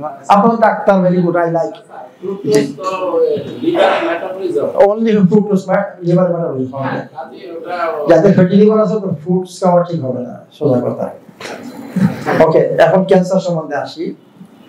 Actually scientifically যে আমিও এটা নিজেও আমি জানতাম না, আমি সবসময় বলতাম ইনসুলিন পটেনশিয়েশন থেরাপি বলতাম আগে, সবসময় ক্যান্সারের জন্য বলতাম ইনসুলিন পটেনশিয়েশন থেরাপি, আইপিটি বলা হয়, মানে কিমোর পরিবর্তে আইপিটি। মানে এটার ডিফারেন্স হচ্ছে মাত্র 10% কিমো ইউজ করা হয় এই আইপিটিতে। এতে করে আপনার যে কিমোর যে সাইড এফেক্ট গুলা সেগুলো আসে না এবং খুব এফেক্টিভ আগে। কিন্তু এরপরে আমি যখন একটা বই পড়লাম একটা লেখকের, সে ডাক্তার এবং সে আমাদের পথি এবং সে বেকিং সোডা নিয়ে স্টাডি করেন, সায়েন্টিস্ট, তার এমন একটা বই আছে। এই বইটা পড়ার পরে আমি যে জানতাম যে কিসের জন্য ক্যান্সার হয় তার সাথে আমার মিলে গেল। কারণ ক্যান্সার হয়, ক্যান্সার একটা কারণে যেখানে আপনার বডিতে অ্যাসিডিক এনভায়রনমেন্ট এবং অক্সিজেন কম, সেইখানেই আপনার এই ক্যান্সার সেল গ্রো করে। যদি আমি এই অ্যাসিডিক এনভায়রনমেন্টকে অ্যালকালাইন স্টেজে আনতে পারি এবং প্রচুর পরিমাণে অক্সিজেন সাপ্লাইতে পারি, ক্যান্সার সেল বাঁচতে পারে না। কারণ মেটাবলিজম ক্যান্সার সেল হচ্ছে একটা, আমাদের সুস্থ সেলের মেটাবলিজম একটা। এই থিওরি আবিষ্কার সে নোবেল পুরস্কার পাইছে, জার্মানের একটা অটো ওয়ারবার্গ সায়েন্টিস্ট নোবেল পুরস্কার পাইছে শুধু এই থিওরির উপর, যে ও ক্যান্সার সেল অক্সিজেন উপস্থিতিতে এবং অ্যালকালাইন এনভায়রনমেন্টে বাঁচতে পারে না। তো যখন এই বেকিং সোডার বইটা পড়লাম, ওই যে সেটা মিলে গেছে। এর মানে এটা সায়েন্টিফিক্যালি ইট শুড ওয়ার্ক। যেহেতু আমি নিজে কোন পেশেন্টের উপর এই প্রোটোকল বেকিং সোডা এবং ব্ল্যাক মোলাসেসের প্রোটোকল এক্সপেরিমেন্ট করি, ট্রাই করি নাই। তা আমি ওই শহীদ ভাই আছে নাকি, শহীদ ভাই চলে গেছে? আচ্ছা, ওনাকে প্রথম বলছি, ওনার পেশেন্ট ছিল ক্যান্সার পেশেন্ট। না, এটা আপনার জন্য না, অন্য একটা প্রোটোকল আছে। উনি ট্রাই করছে, মোস্ট ভেরি গুড রেজাল্ট। এরপরে আমার এক ফলোয়ার মেয়ে লাবণী করে নাম, সে আসছে এতে করে, স্যার আপনার এই প্রোটোকল ফলো করে আমি 3-4 পেশেন্টকে সুস্থ করছি। আমি কি তাই নাকি? ভেরি ইন্টারেস্টিং এটি। তার মানে এইটা কাজ করবি, সাইন্টিফিক প্রবলেম। কিন্তু এই প্রোটোকলটা এক্স্যাক্টলি ওইভাবে ফলো করতে হবে যেভাবে বলা আছে। 14 দিনের প্রোগ্রাম, 14 দিনের প্রোটোকল, এবং কোন দিনে কতটুকু বেকিং সোডা, কতটুকু ব্ল্যাক প্রসেস কয়বার ইউজ করতে হবে সেই প্রোটোকলে লেখা আছে। এবং সবচেয়ে বড় কথা, আমি রিকমেন্ড করি এইটা একটা ডাক্তারের আন্ডারে করতে হবে। কি জন্য? কারণ ওই সময় প্রচুর পরিমাণে সোডিয়াম সাপ্লাই দিচ্ছি, আর সোডিয়াম পটাশিয়াম ব্যালেন্স নিজের বডি এবং পেশেন্টের বডি, এই জন্য এই বইটা যেহেতু আমি ট্রাই করি না, এই জন্য এই বইটা লিখে নেয়। কিন্তু আপনি যদি চান আমি কাউকে পাঠাবো পড়বো, ঠিক আছে? ওকে, সেই পড়বো আপনাকে পাঠাবো আমি। আমি তো মা তো গাইডেন্স প্র্যাকটিস আছে এখন নিয়মিত পাপায়া দেখতে খাই, ওটা মা তো কিটা দেখে ওর সাথে আমি আপেল সাইডার ভিনেগার মধু অ্যাড করি, এর কি সমস্যা আছে? নো নো নো, সমস্যা না। টুরমারিকের সাথে আমি আপেল সাইডার ভিনেগার অ্যাড করি, আপেল সাইডার ভিনেগার মধু ভেরি ভেরি গুড কম্বিনেশন। আর রান্নাটার ব্যাপারে আমার যেমন লাস্ট চাল নিলে আমি যে গ্রেইন একটা অপশন আছে আপনার ইংলিশে প্রেসার কুকার, আমি তো এই গ্রেইন অপশনে রান্না করব নাকি স্লো কুকিং এর? আপনার রান্না করলে ওইখানে বিভিন্ন ধরনের আছে, স্টিমের প্রোগ্রাম আছে, স্লো কুকিং প্রোগ্রাম আছে। আর আপনি যদি ভাত পাক করতে চান ওইখানে 2টা প্রোগ্রাম আছে। একটা হচ্ছে মাল্টি গ্রেন, এটার মধ্যে লাল চাল, কালো চাল, আবার মিক্স চাল আছে ওগুলা। আর রাইস, ওইটার মধ্যে সাদা চাল। আজকে আমরা পাক করছি রাইসে, মানে সাদা ভাতে, তো ওই রাইসে প্রোগ্রামে করা হয়েছে। মাছ মাংস ওইখানে প্রোগ্রাম আছে, স্টিম। মিটে দেব নাকি স্লো কুকিং? মিটে দেব, স্টিমে দিবেন, স্টিমে বেটার স্টিম, স্টিমে দেবেন।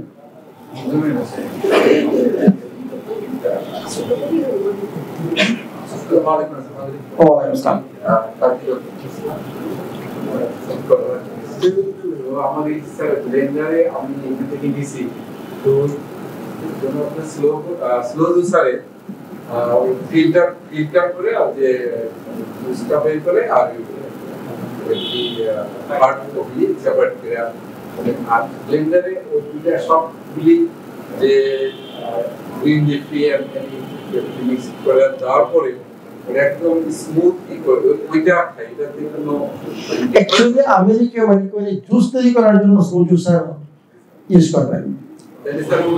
আর ব্লেন্ডারের জন্য আমার বইতে অনেক কিছু স্মুথি তৈরি করতে পারেন, আর অনেক কিছু তৈরি করা যায়। যেমন দুধ তৈরি করতে পারেন, বলছেন নাটস থেকে বিভিন্ন দুধ তৈরি করতে পারেন। তারপরে আপনার স্মুথি, বিভিন্ন ধরনের স্মুথি তৈরি করতে পারেন। জাস্ট ফর স্মুথি চলে ব্লেন্ডার। আর জুস তৈরি করতে ওটা আমি রিকমেন্ড করি না, কারণ আপনি যদি প্রবলেম না থাকে, ওই যে বললাম যে ফাইবার, যাদের আইবিএস আইবিএস পেশেন্ট, ওদের ফাইবার হজম হবে না। আর আপনি যদি ফাইবার হজম you can do, it's okay, no then okay, then you can do also that juice, no problem. আরেকটা মাল্টি কুকার যে আমাদের প্রশ্নের কাছে একটা আছে স্লো কুক, আর অনেক জায়গায় আছে মাল্টি গ্রেন, যেমন হোয়াইট রাইস, তারপরে স্টিমিং, যেকোনোটাতেই রান্না করা যাবে না। ফ্রাইডে যাবেন না, আমি কি বলি, ফ্রাইডে হাই টেম্পারেচার হবে। গ্রেইনে দেওয়া, হ্যাঁ মাল্টি গ্রেন মানে মিক্সড রাইস পাওয়া যায়, আমাদের কালো রাইস আছে, বুঝছেন, ওটা ইউজ করতে পারবেন। হ্যাঁ ওইটা ইউজ করতে পারবেন, ওইটা ইউজ করবেন। আর আমি সবসময় স্টিমে না স্লো কুকিং আপনাদের জন্য, আমাদের যে অক্সিডেন যদি না হয় আমাকে করতে হবে হয় স্টিম না হয় স্লো, ওই প্রোগ্রামে যেতে হবে। ওই ফ্রাইড রেটে যাবেন না, ওইখানে রিসিপে আছে, বুঝছেন, এটা ইন্ডিয়ানদের জন্য, বুঝছেন, ওটা ইন্ডিয়ানদের রিসিপে, ইন্ডিয়ানদের সব লাইক করে, বুঝছেন। আমাদের যেটা দরকার স্টিম প্রোগ্রাম, আর হচ্ছে আপনার ওই স্লো এবং রাইস, সাদা ভাত তো বলি যে এইভাবে যদি পাক করেন রাইস, আর যদি কালো ভাত বাইটি, তখন মাল্টি গ্রেনে দিবেন প্রোগ্রামে। স্যুপ আছে স্যার, হ্যাঁ স্যুপ ওকে। আর কিছু কেউ?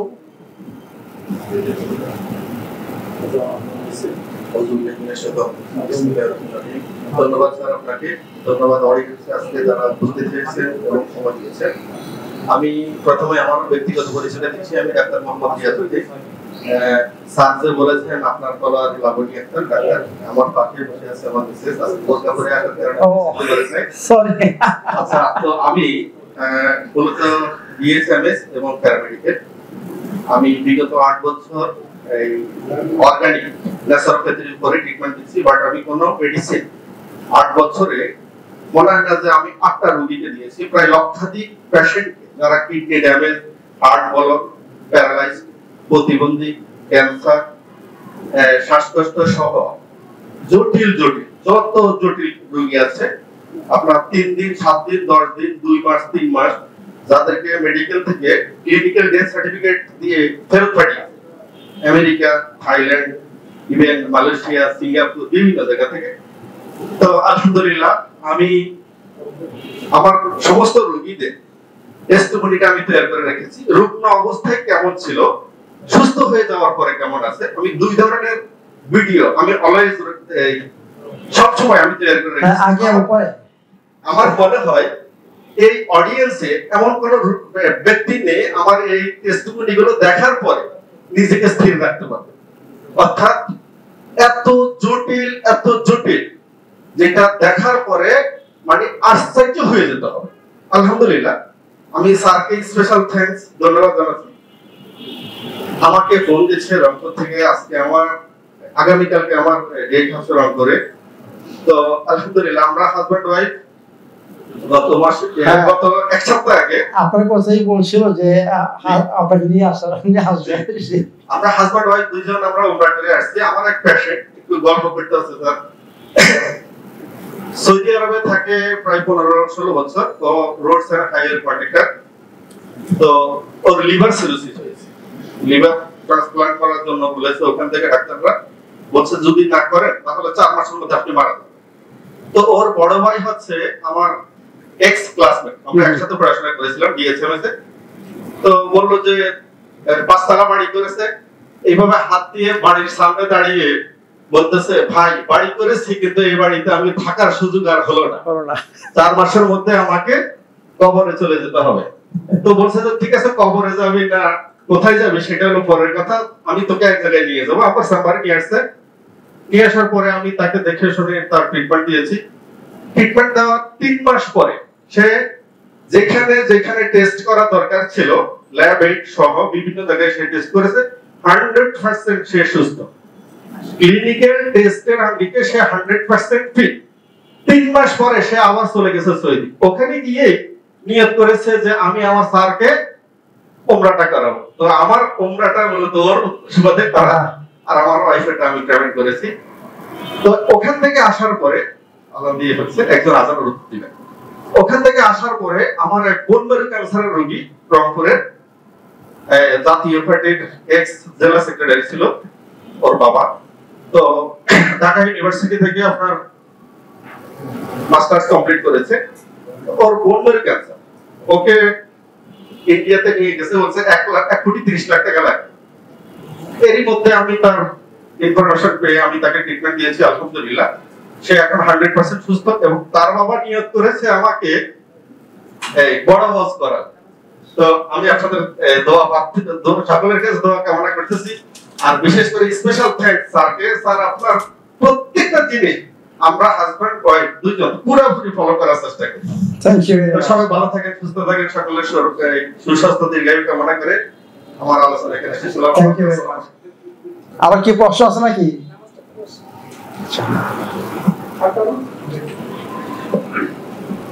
আপনাদের খাওয়া কিন্তু রেডি। ওয়ালাইকুম আসসালাম। Hello,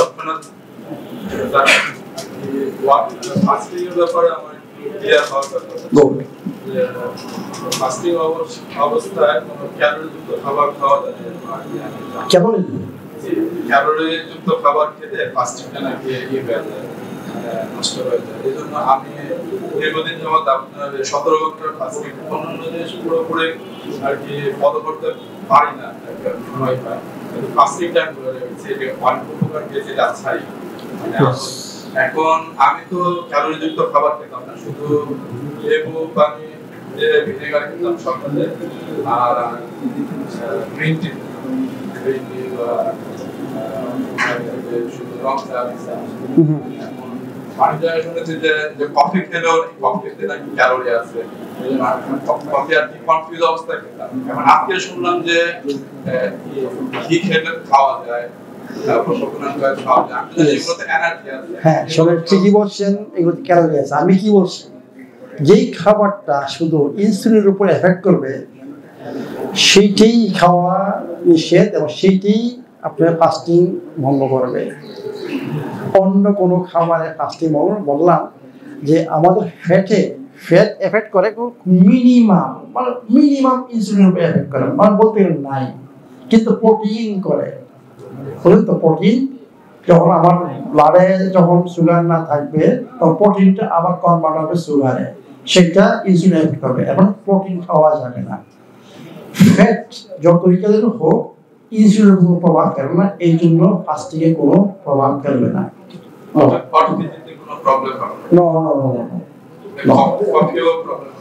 Coffee, green tea, you can easily take. Yes, this totally no problem. আরো কারো প্রশ্ন?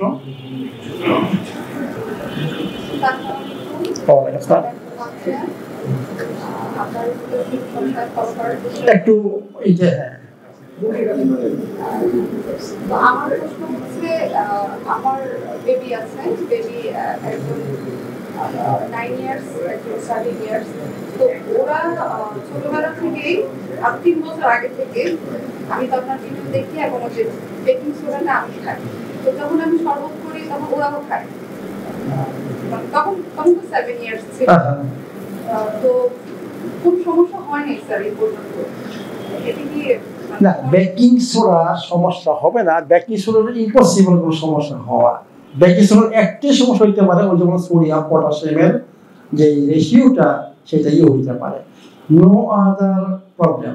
কিন্তু বেশি বেকিং সোডা যখন আমরা করবো তখন আমার বডি যখন অ্যালকালাইন স্টেজে একটা রেশিও থাকে, মানে অ্যালকালাইন যদি বেশি হয়ে যায় তখন প্রবলেম হতে পারে, বুঝছেন? ঠিক, কারণ আমার বডির পিএইচ যদি 80 চলে যায়, মানে ব্লাডের পিএইচ 80 চলে যায়, তখনও আপনার প্রবলেম হবে। কারণ আমাদের বায়োকেমিক্যাল রিঅ্যাকশনগুলো একটা শর্ট রেঞ্জে চলে, 7.38 থেকে 7.45 ম্যাক্সিমাম। এর উপরে গেলেও আমাদের প্রবলেম, আবার 7 নিচে নামলেও প্রবলেম।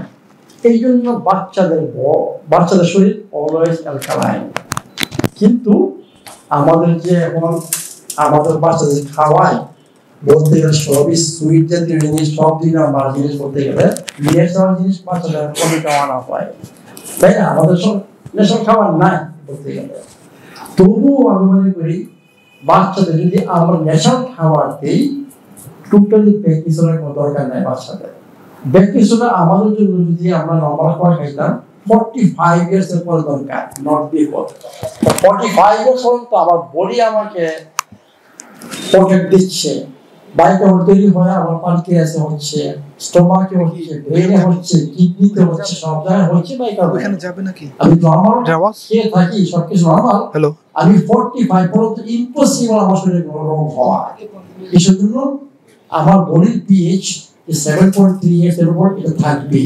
কিন্তু 45 এর পরে ন্যাচারালি এই বায়োকেমিক্যাল প্রোডাকশন কমতে থাকে। ওই তখন আমি বলি যে অ্যাকচুয়ালি আমাদের বয়সে বায়োকেমিক্যাল ডেইলি খাওয়া উচিত, কিছু ডেইলি খাওয়া উচিত। কিন্তু আপনাদের ইয়াং বয়সে যদি আপনারা এই বইয়ের অনুসারে চলেন, এই খাবারটা ন্যাচারাল খাবার খান, you should not take baking soda, no need actually. কিন্তু যদি খান কোনো প্রবলেম ইজ ওকে। কিন্তু বাচ্চাদের এমন খাবার খাওয়া উচিত, ন্যাচারাল খাবার। আমরা যদি বাচ্চাদের নরমাল খাবার খাওয়াই তাহলে কোনো কিছু দরকার হবে না, বাচ্চাদের body automatically alkaline, automatically alkaline. আমরা তো বাচ্চাদেরকে সবসময়, আমি তো সবসময় ভালো খাবারটা খাওয়ার চেষ্টা করি, কিন্তু ওরা তো বাচ্চা, ওরা অ্যাকচুয়ালি স্কুলে যায়, দেখে অন্যরা কে খায়, ওটা খেতে চায়, এটি তবুও ট্রাই করেন। বাচ্চাদের অনেক ক্ষমতা আছে, অনেক রেজিস্ট্যান্স আছে, অনেক অ্যালকালাইন বাচ্চাদের শরীরে অ্যালকালাইন স্টেজে থাকবেই যদি বেশি অত্যাচার না করা হয়, বুঝছেন তো? যাদের বেশি অত্যাচার হবে তাদেরকে অ্যালার্জি হবে, ঠান্ডা কাশি লাগবে, এটা বোঝাই যাবে। মানে অলরেডি অত্যন্ত অত্যাচার করা হয়েছে, এই জন্য তার ঠান্ডা কাশি অ্যালার্জি। বাচ্চাদের কি হয় ম্যাক্সিমাম অ্যালার্জি। এবং এখন যেটা হচ্ছে সেটা হচ্ছে ADD, তাই না, অ্যাটেনশন ডেফিসিয়েন্সি ডিসঅর্ডার, বাচ্চাদের সবাই অটিজম এগুলো সব হচ্ছে গার্ডের প্রবলেম। অ্যাকচুয়ালি অটিজম আমি 100% করি যে গার্ডের প্রবলেম ভ্যাকসিন। যেই বাচ্চার বেশি ভ্যাকসিন এবং নর্মাল ডেলিভারি হয়নি, নট নর্মাল ডেলিভারি, ভ্যাকসিন এবং এরপরে গার্ড এনভায়রনমেন্ট নষ্ট, এই যে অটিজমের লিস্টে আছে বাচ্চা। এগুলো সব হচ্ছে আমাদের খাওয়ার জন্য। বাচ্চাদেরকে ইম্পসিবল অসুস্থ হওয়া যে সে মোটামুটি ন্যাচারাল খাবার খেয়ে যায়, মানে 100% কেন নাই, যে মোটামুটি ন্যাচারাল খাবারটা খেয়ে যায়, তার বডি ইনশাআল্লাহ অটোমেটিকলি থাকবে, নরমাল থাকবে। বাচ্চাদের খাবার ফল টল বেশি খাওয়ার নেন, ন্যাচারাল ফল খাওয়ার, যে শাকসবজি না হবে নো প্রবলেম, ফল খাওয়ার, কোকোনাট অয়েল, হানি, এই হচ্ছে বাচ্চাদের খাবার। হানি খাওয়া নাকি that will protect his body from infection and anything. Honey, coconut oil এবং শাকসবজি যদি সম্ভব হয় খাওয়ান, আর নয় ফল টল খাবে এবং ভাত খাবে, নো প্রবলেম। ওকে,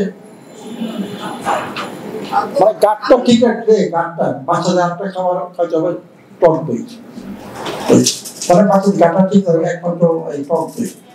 12 টক দই তৈরি করেন, টক দই যেটা খাওয়ান, ও যদি দিন আমার খাবার খায়ও তবুও তার বডি ওকে থাকবে। স্যার আমি হচ্ছে দুধ দিয়ে যে দইয়ের বীজ দিয়ে যে দই তৈরি করাটা বাচ্চারা খুব পছন্দ করে। ভেরি গুড, করেন, ওকে। আচ্ছা, দই দিয়ে বলছেন আমাদের এই যে মাল্টি করে হচ্ছে, আপনাদের ভালো দুধ হয়, আপনারা ওই দই একটা নিশ্চয়ই 8 ঘন্টা রেখে দেন, আপনার ফ্যান্টাস্টিক দই হবে। আরো কোনো প্রশ্ন আছে? দইটা 80 ডিগ্রি তাপমাত্রায় রান্না করে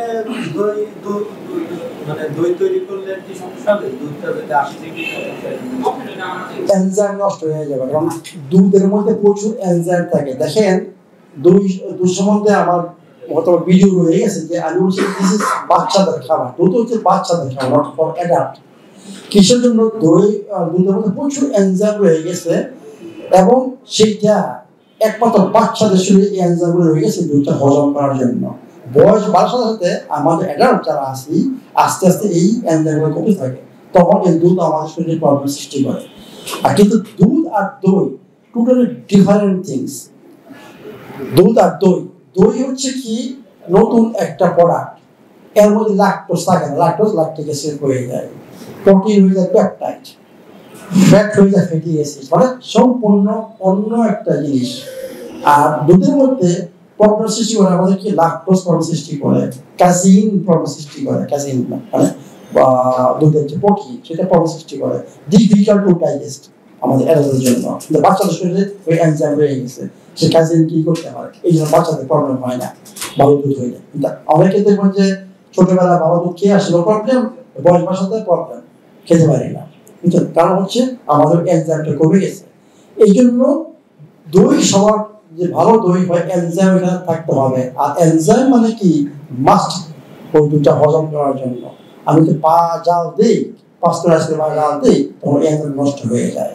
তো ওই দুধ থেকে দই তৈরি করা হয়, এইটা খুব একটা এফেক্টিভনেস নাই।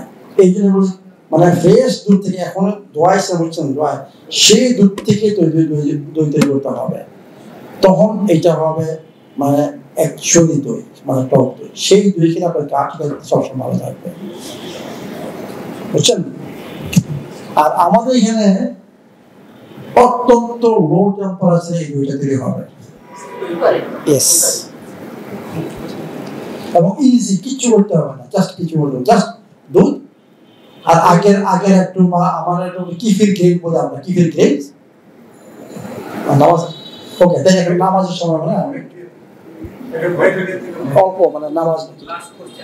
লাস্ট কোশ্চেন, বিষয়টা হচ্ছে ওই যেটা একটু আগে বললেন, সেটা হচ্ছে ওই সোডিয়াম বাইকার্বনেট যেটা আমরা খাই, তো এইটা তো আসলে বাফারিং সিস্টেমটা একটা, আমি যতটুকু জানি একটা বয়সে এটা স্লো হয়ে যায়, আস্তে আস্তে কমে, 45 বা 50 পরে কমে। তো তার আগে যেমন বাচ্চাদের ওটা ওকে, ওদের সোডিয়াম বাইকার্বনেট না খেলেও কোনো সমস্যা নেই, কিন্তু যাদের বয়স 45 বা উপরে উঠে গেছে, যেহেতু এটা কমে যাচ্ছে বাফারিং সিস্টেম, তো ওইটাকে ঠিক রাখার জন্যই যে আমরা সোডিয়াম বাইকার্বনেটটা আমরা খাই। আচ্ছা, এখন একটা বিষয় হলো এটা যেটা এটা এবং এটা যে ফাংশনটা এটা বডিকে এটা অ্যালকালাইন স্টেজে রাখে, অ্যাসিডিক থেকে অ্যালকালাইন চলে যায়। এখন আমরা যদি প্রচুর শাকসবজি খাই, আমরা জানি যে শাকসবজি হচ্ছে অ্যালকালাইন ফুড, তো প্রচুর যদি শাকসবজি খাই তো সেই ক্ষেত্রে প্রতিদিন কি ওই বয়সে আফটার 445 ওই ইয়েটা যে সোডিয়াম বাইকার্বনেট কি প্রতিদিন প্রতিদিন খাওয়াটা কন্টিনিউ করতে হবে নাকি? আমি অন্যটা সায়েন্স কাজ করে। আমাদের শাক সবজিতে থাকে কি সোডিয়াম, পটাশিয়াম, ম্যাগনেসিয়াম, ক্যালসিয়াম আর এই যে মিনারেলস থাকে, বুঝতে? এইগুলা আমার বডি যখন আমরা এগুলা খাই, বুঝছেন, আমার বডি তৈরি করে sodium bicarbonate, sodium carbonate, magnesium carbonate, magnesium bicarbonate. ওই যে কার্বনেটটা কোথা থেকে আসে?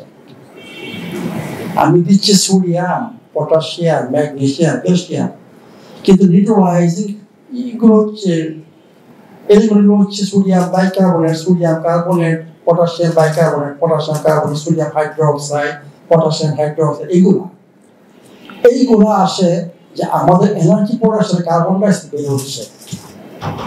আমি যদি অক্সিজেন প্লাস মনে করেন নিউট্রিয়েন্টস অ্যাড করি, ইকুয়াল টু আসবে এটিপি মানে শক্তি প্লাস কার্বন ডাইঅক্সাইড প্লাস পানি।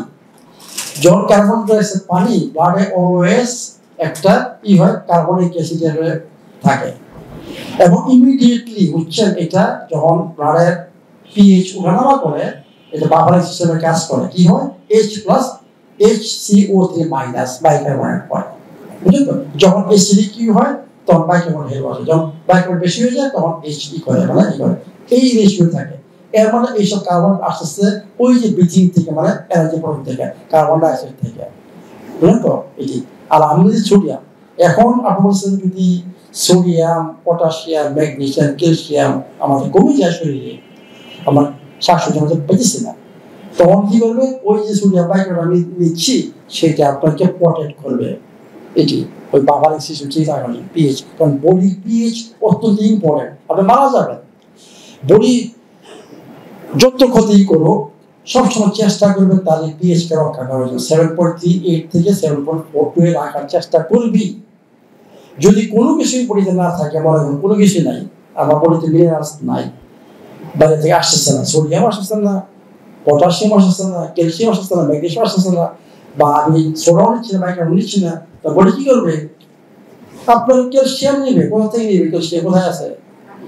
দাঁতে, বনে, এখানে আপনার টুথ দিকে হবে মানে দাঁতের ক্ষয় হবে, আপনার অস্টিওপরোসিস হবে মানে বোন ক্ষয় হবে, কারণ আপনার বডির লাস্ট স্টেজে চলে গেছে, অন্য কোনো সোর্স নাই আপনার বডির এই পিএইচকে ঠিক রাখার জন্য। আপনার বডি এত স্মার্ট। আবার দেখেন অনেকে gall bladder stone, kidney stone, what is this actually? এইগুলো সলিড অ্যাসিড, এই যে স্টোনগুলো, এই লিকুইড অ্যাসিড এটা হয়ে গেছে স্টোন মানে সলিড অ্যাসিড হয়ে গেছে। কিছু জন্য তার বডি এত স্মার্ট, কারণ সে অনেক দূরে দূরে এগুলা বুঝছেন রাখে, জমায় রাখে, বুঝছেন কোথায় এগুলা হয় স্টোনগুলা। নট ইমার্জেন্সি, বলছে ইমার্জেন্সি কখনো যখন বড় হয়ে যায় পেইন হয়, আর এগুলো সেফ প্লেস, কারণ ওই বডির পিএইচ ঠিক রাখার জন্য বডি এগুলা করে সলিডকে লিকুইডকে সলিড করে ফেলে। এগুলো কি হবে? একমাত্র যখন বডিকে আপনি একটা স্টেজে নিয়ে আসবেন, প্রচুর পরিমাণ শাকসবজি খাবেন, প্রচুর পরিমাণ বেকিং সোডা সাপ্লাই দেবেন, কারণ কিডনি স্টোন যদি সাইজে বড় না হয়, আপনি লেবুর পানি খান, প্রচুর পরিমাণ লেবুর পানি খান, আপনি দেখবেন যে স্টোন শেষ হয়ে গেছে। এটা কি করে? ওই যে আপনার সলিড অ্যাসিড সেটাকে প্রথম লিকুইডিফাই করে এবং নিউট্রালাইজ করে এবং আপনার স্টোন শেষ হয়ে যাবে। তো এই জন্য বলি যে বেকিং সোডা হচ্ছে যে আপনার বডির লাস্টে যে কোনো কিছু না থাকে, ওই বেকিং সোডা আসে আপনাকে হেল্প করার জন্য। কারণ আমাদের খাবারের মধ্যে যে বললাম কিছুই নাই, মিনারেলস বলতে গেলে খুবই কম এখন যেসব আমরা খাবার খাচ্ছি, সোডিয়াম, ক্যালসিয়াম, পটাশিয়াম, ম্যাগনেসিয়াম খুবই কম, আয়রন খুবই কম খাবারের মধ্যে। এই জন্য বলি যে আমাদের 45 বছর পরে সবারই ডেইলি বেসিসে বেকিং সোডা খাওয়া উচিত, বডির যে পিএইচকে ঠিক রাখার জন্য। আর যদি আমরা প্রচুর পরিমাণ শাকসবজি খান কারণ ব্যাকটেরিয়া কিন্তু অ্যালকালাইন ফুডকেই করবে না। বডির অ্যালকালাইন এটা রাখতে হলে আপনাকে ফুডের মাধ্যমে অ্যালকালাইন স্টেজ রাখতে হবে, পানির মাধ্যমে অ্যালকালাইন ওয়াটার এবং অ্যালকালাইন ফুড এর মাধ্যমে ট্রাই করতে হবে আমার বডির পিএইচ কে মানে রেঞ্জে রাখা, not by baking soda. Baking soda হচ্ছে ইমার্জেন্সি কেসে এটি। তো এই জন্য বলতেছি যেহেতু আমাদের এখন ডেফিসিয়েন্সি হয়ে গেছে মিনারেলস এগুলা, এই জন্য বেকিং সোডা খাওয়া উচিত ডেইলি বেসিস। আর যদি আপনারা সবসময় খেয়ে যান ভালো শাকসবজি যেগুলো হচ্ছে সবকিছু হয়ে গেছে, আপনি বেকিং সোডা নাও খেতে পারেন, নো প্রবলেম। কারণ আপনার সোডিয়াম কার্বনের সোডিয়াম বাইকন তৈরি হবে ওই কার্বনের সাথে থেকে, এবং এই যে সোডিয়াম সাপ্লাই দিয়ে যাচ্ছেন, ক্যালসিয়াম সাপ্লাই দিয়ে যাচ্ছেন, পটাশিয়াম সাপ্লাই দিচ্ছেন, ওইগুলো তৈরি হবে। এগুলো হচ্ছে বাবালিং ফ্যাক্টর এটি। তাহলে আপনার বেকিং সোডা দরকার না হতে পারে। যদি আপনার ভালো শাকসবজি প্রচুর এরকম বড় একটা সালাদ খান, বিভিন্ন মানে শাকসবজি দিয়ে ফ্রুটস খেয়েছেন, নো নিড বেকিং সোডা। কিন্তু আমরা যেটা পাচ্ছি না। আরেকটা বিষয় বলি, যেগুলো স্ট্রেস ম্যানেজমেন্টের মধ্যে আমি আমার প্রেশার হাই ছিল, বিশেষ করে 2020 যখন দেখানো তখন প্রেশার হাই এবং চারটা ব্লক আছে, ব্লক অনেক বেশি আছে, এখনো ব্লক আছে। ওই সময় 18 সালের কথা। আচ্ছা, এখন ব্লক থাকার কথা না মানে আমি সেটাই বলছি, 100% ছিল, 90% ছিল, 80% ছিল। তো তখন প্রেশার বহুদিন। আমি যখন লাইফস্টাইলে আসলাম, আসার পরে আমি খাবার দিতে থাকো ছিল মেডিসিন যেগুলো ছিল ওই অ্যামাইনোস একটু মিস করতে হবে অল্প, মানে ওদেরকে যাদের অ্যামাইনোস না হওয়ার দরকার হতে পারে। আমি 11টা মেডিসিন ডেলি খেতাম, এটা 1 বছর হলো। কি মেডিসিন হলো একটা খান কিসের জন্য চুরি খাওয়া উচিত দরকার মানে বাদ দিতে আন্ডারস্ট্যান্ড সবটাই কেমন আর প্রেসারে তো সেটা বাদ দিচ্ছি। Very good. এখন যেটা দেখছি আমি বাদ দিয়ে মেপে দেখছি যে প্রেসার আমার 70 72 নিচে তারপরে 100 এদিকে। তো এখন যেহেতু প্রেসার নরমাল, ওটা যদি কখনো পারে, এখন ঘটনা হচ্ছে স্ট্রেসের কারণে তো প্রেসারটা ইয়েস আরো কিছু কারণ আছে। হ্যাঁ আরো কারণ আছে। এর মধ্যে স্ট্রেস আমি নিজেই দেখলাম যে ব্রিদিং যে শ্বাস প্রশ্বাস যেটা আছে এখানে প্রতিদিন সকালবেলায় ঘুম থেকে উঠে যদি 6টা শ্বাস প্রশ্বাস করতে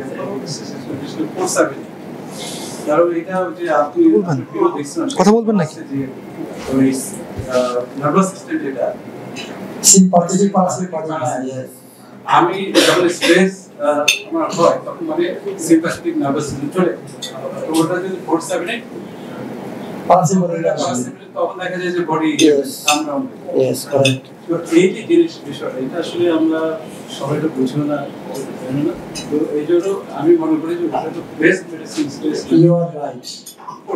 এই জন্যই আমি সবসময় বলি, মনে করেন আমাদের স্ট্রেস আসবে, মনে করেন আপনার ফ্যামিলিতে ঝগড়া লাগে, হয় না, বা বাচ্চারা একটা আপনাকে বেশি করতেছে, বা কাজে একটু ঝগড়াঝাটি করলেন, মানে এসে করলেন, সাথে সাথে ইমিডিয়েটলি 4-7-8 চারটা ব্রিথিং করে দেখবেন যে আপনার কর্টিজল নিচে চলে গেছে, আপনার স্ট্রেস ম্যানেজ হয়ে গেছে। এবং বাকিগুলো কিসের জন্য আমাদের অত্যন্ত ইম্পর্টেন্ট, যে বললাম যে শক্তি উৎপাদনের জন্য অক্সিজেন যেতে হবে ব্লাডে, ব্লাড থেকে যেতে হবে সেলে।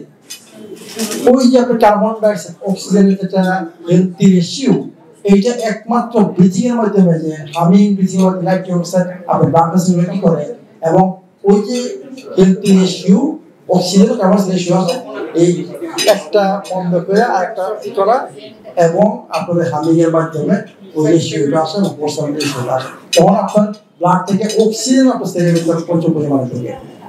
যে ব্রিথিং অত্যন্ত important. Many people by breathing manage their blood pressure. এবং আমি সবাইকে বলি যাতে আইবিএস ওদের বেশ কয়েকবার করতে হবে ব্রিথিং এক্সারসাইজ।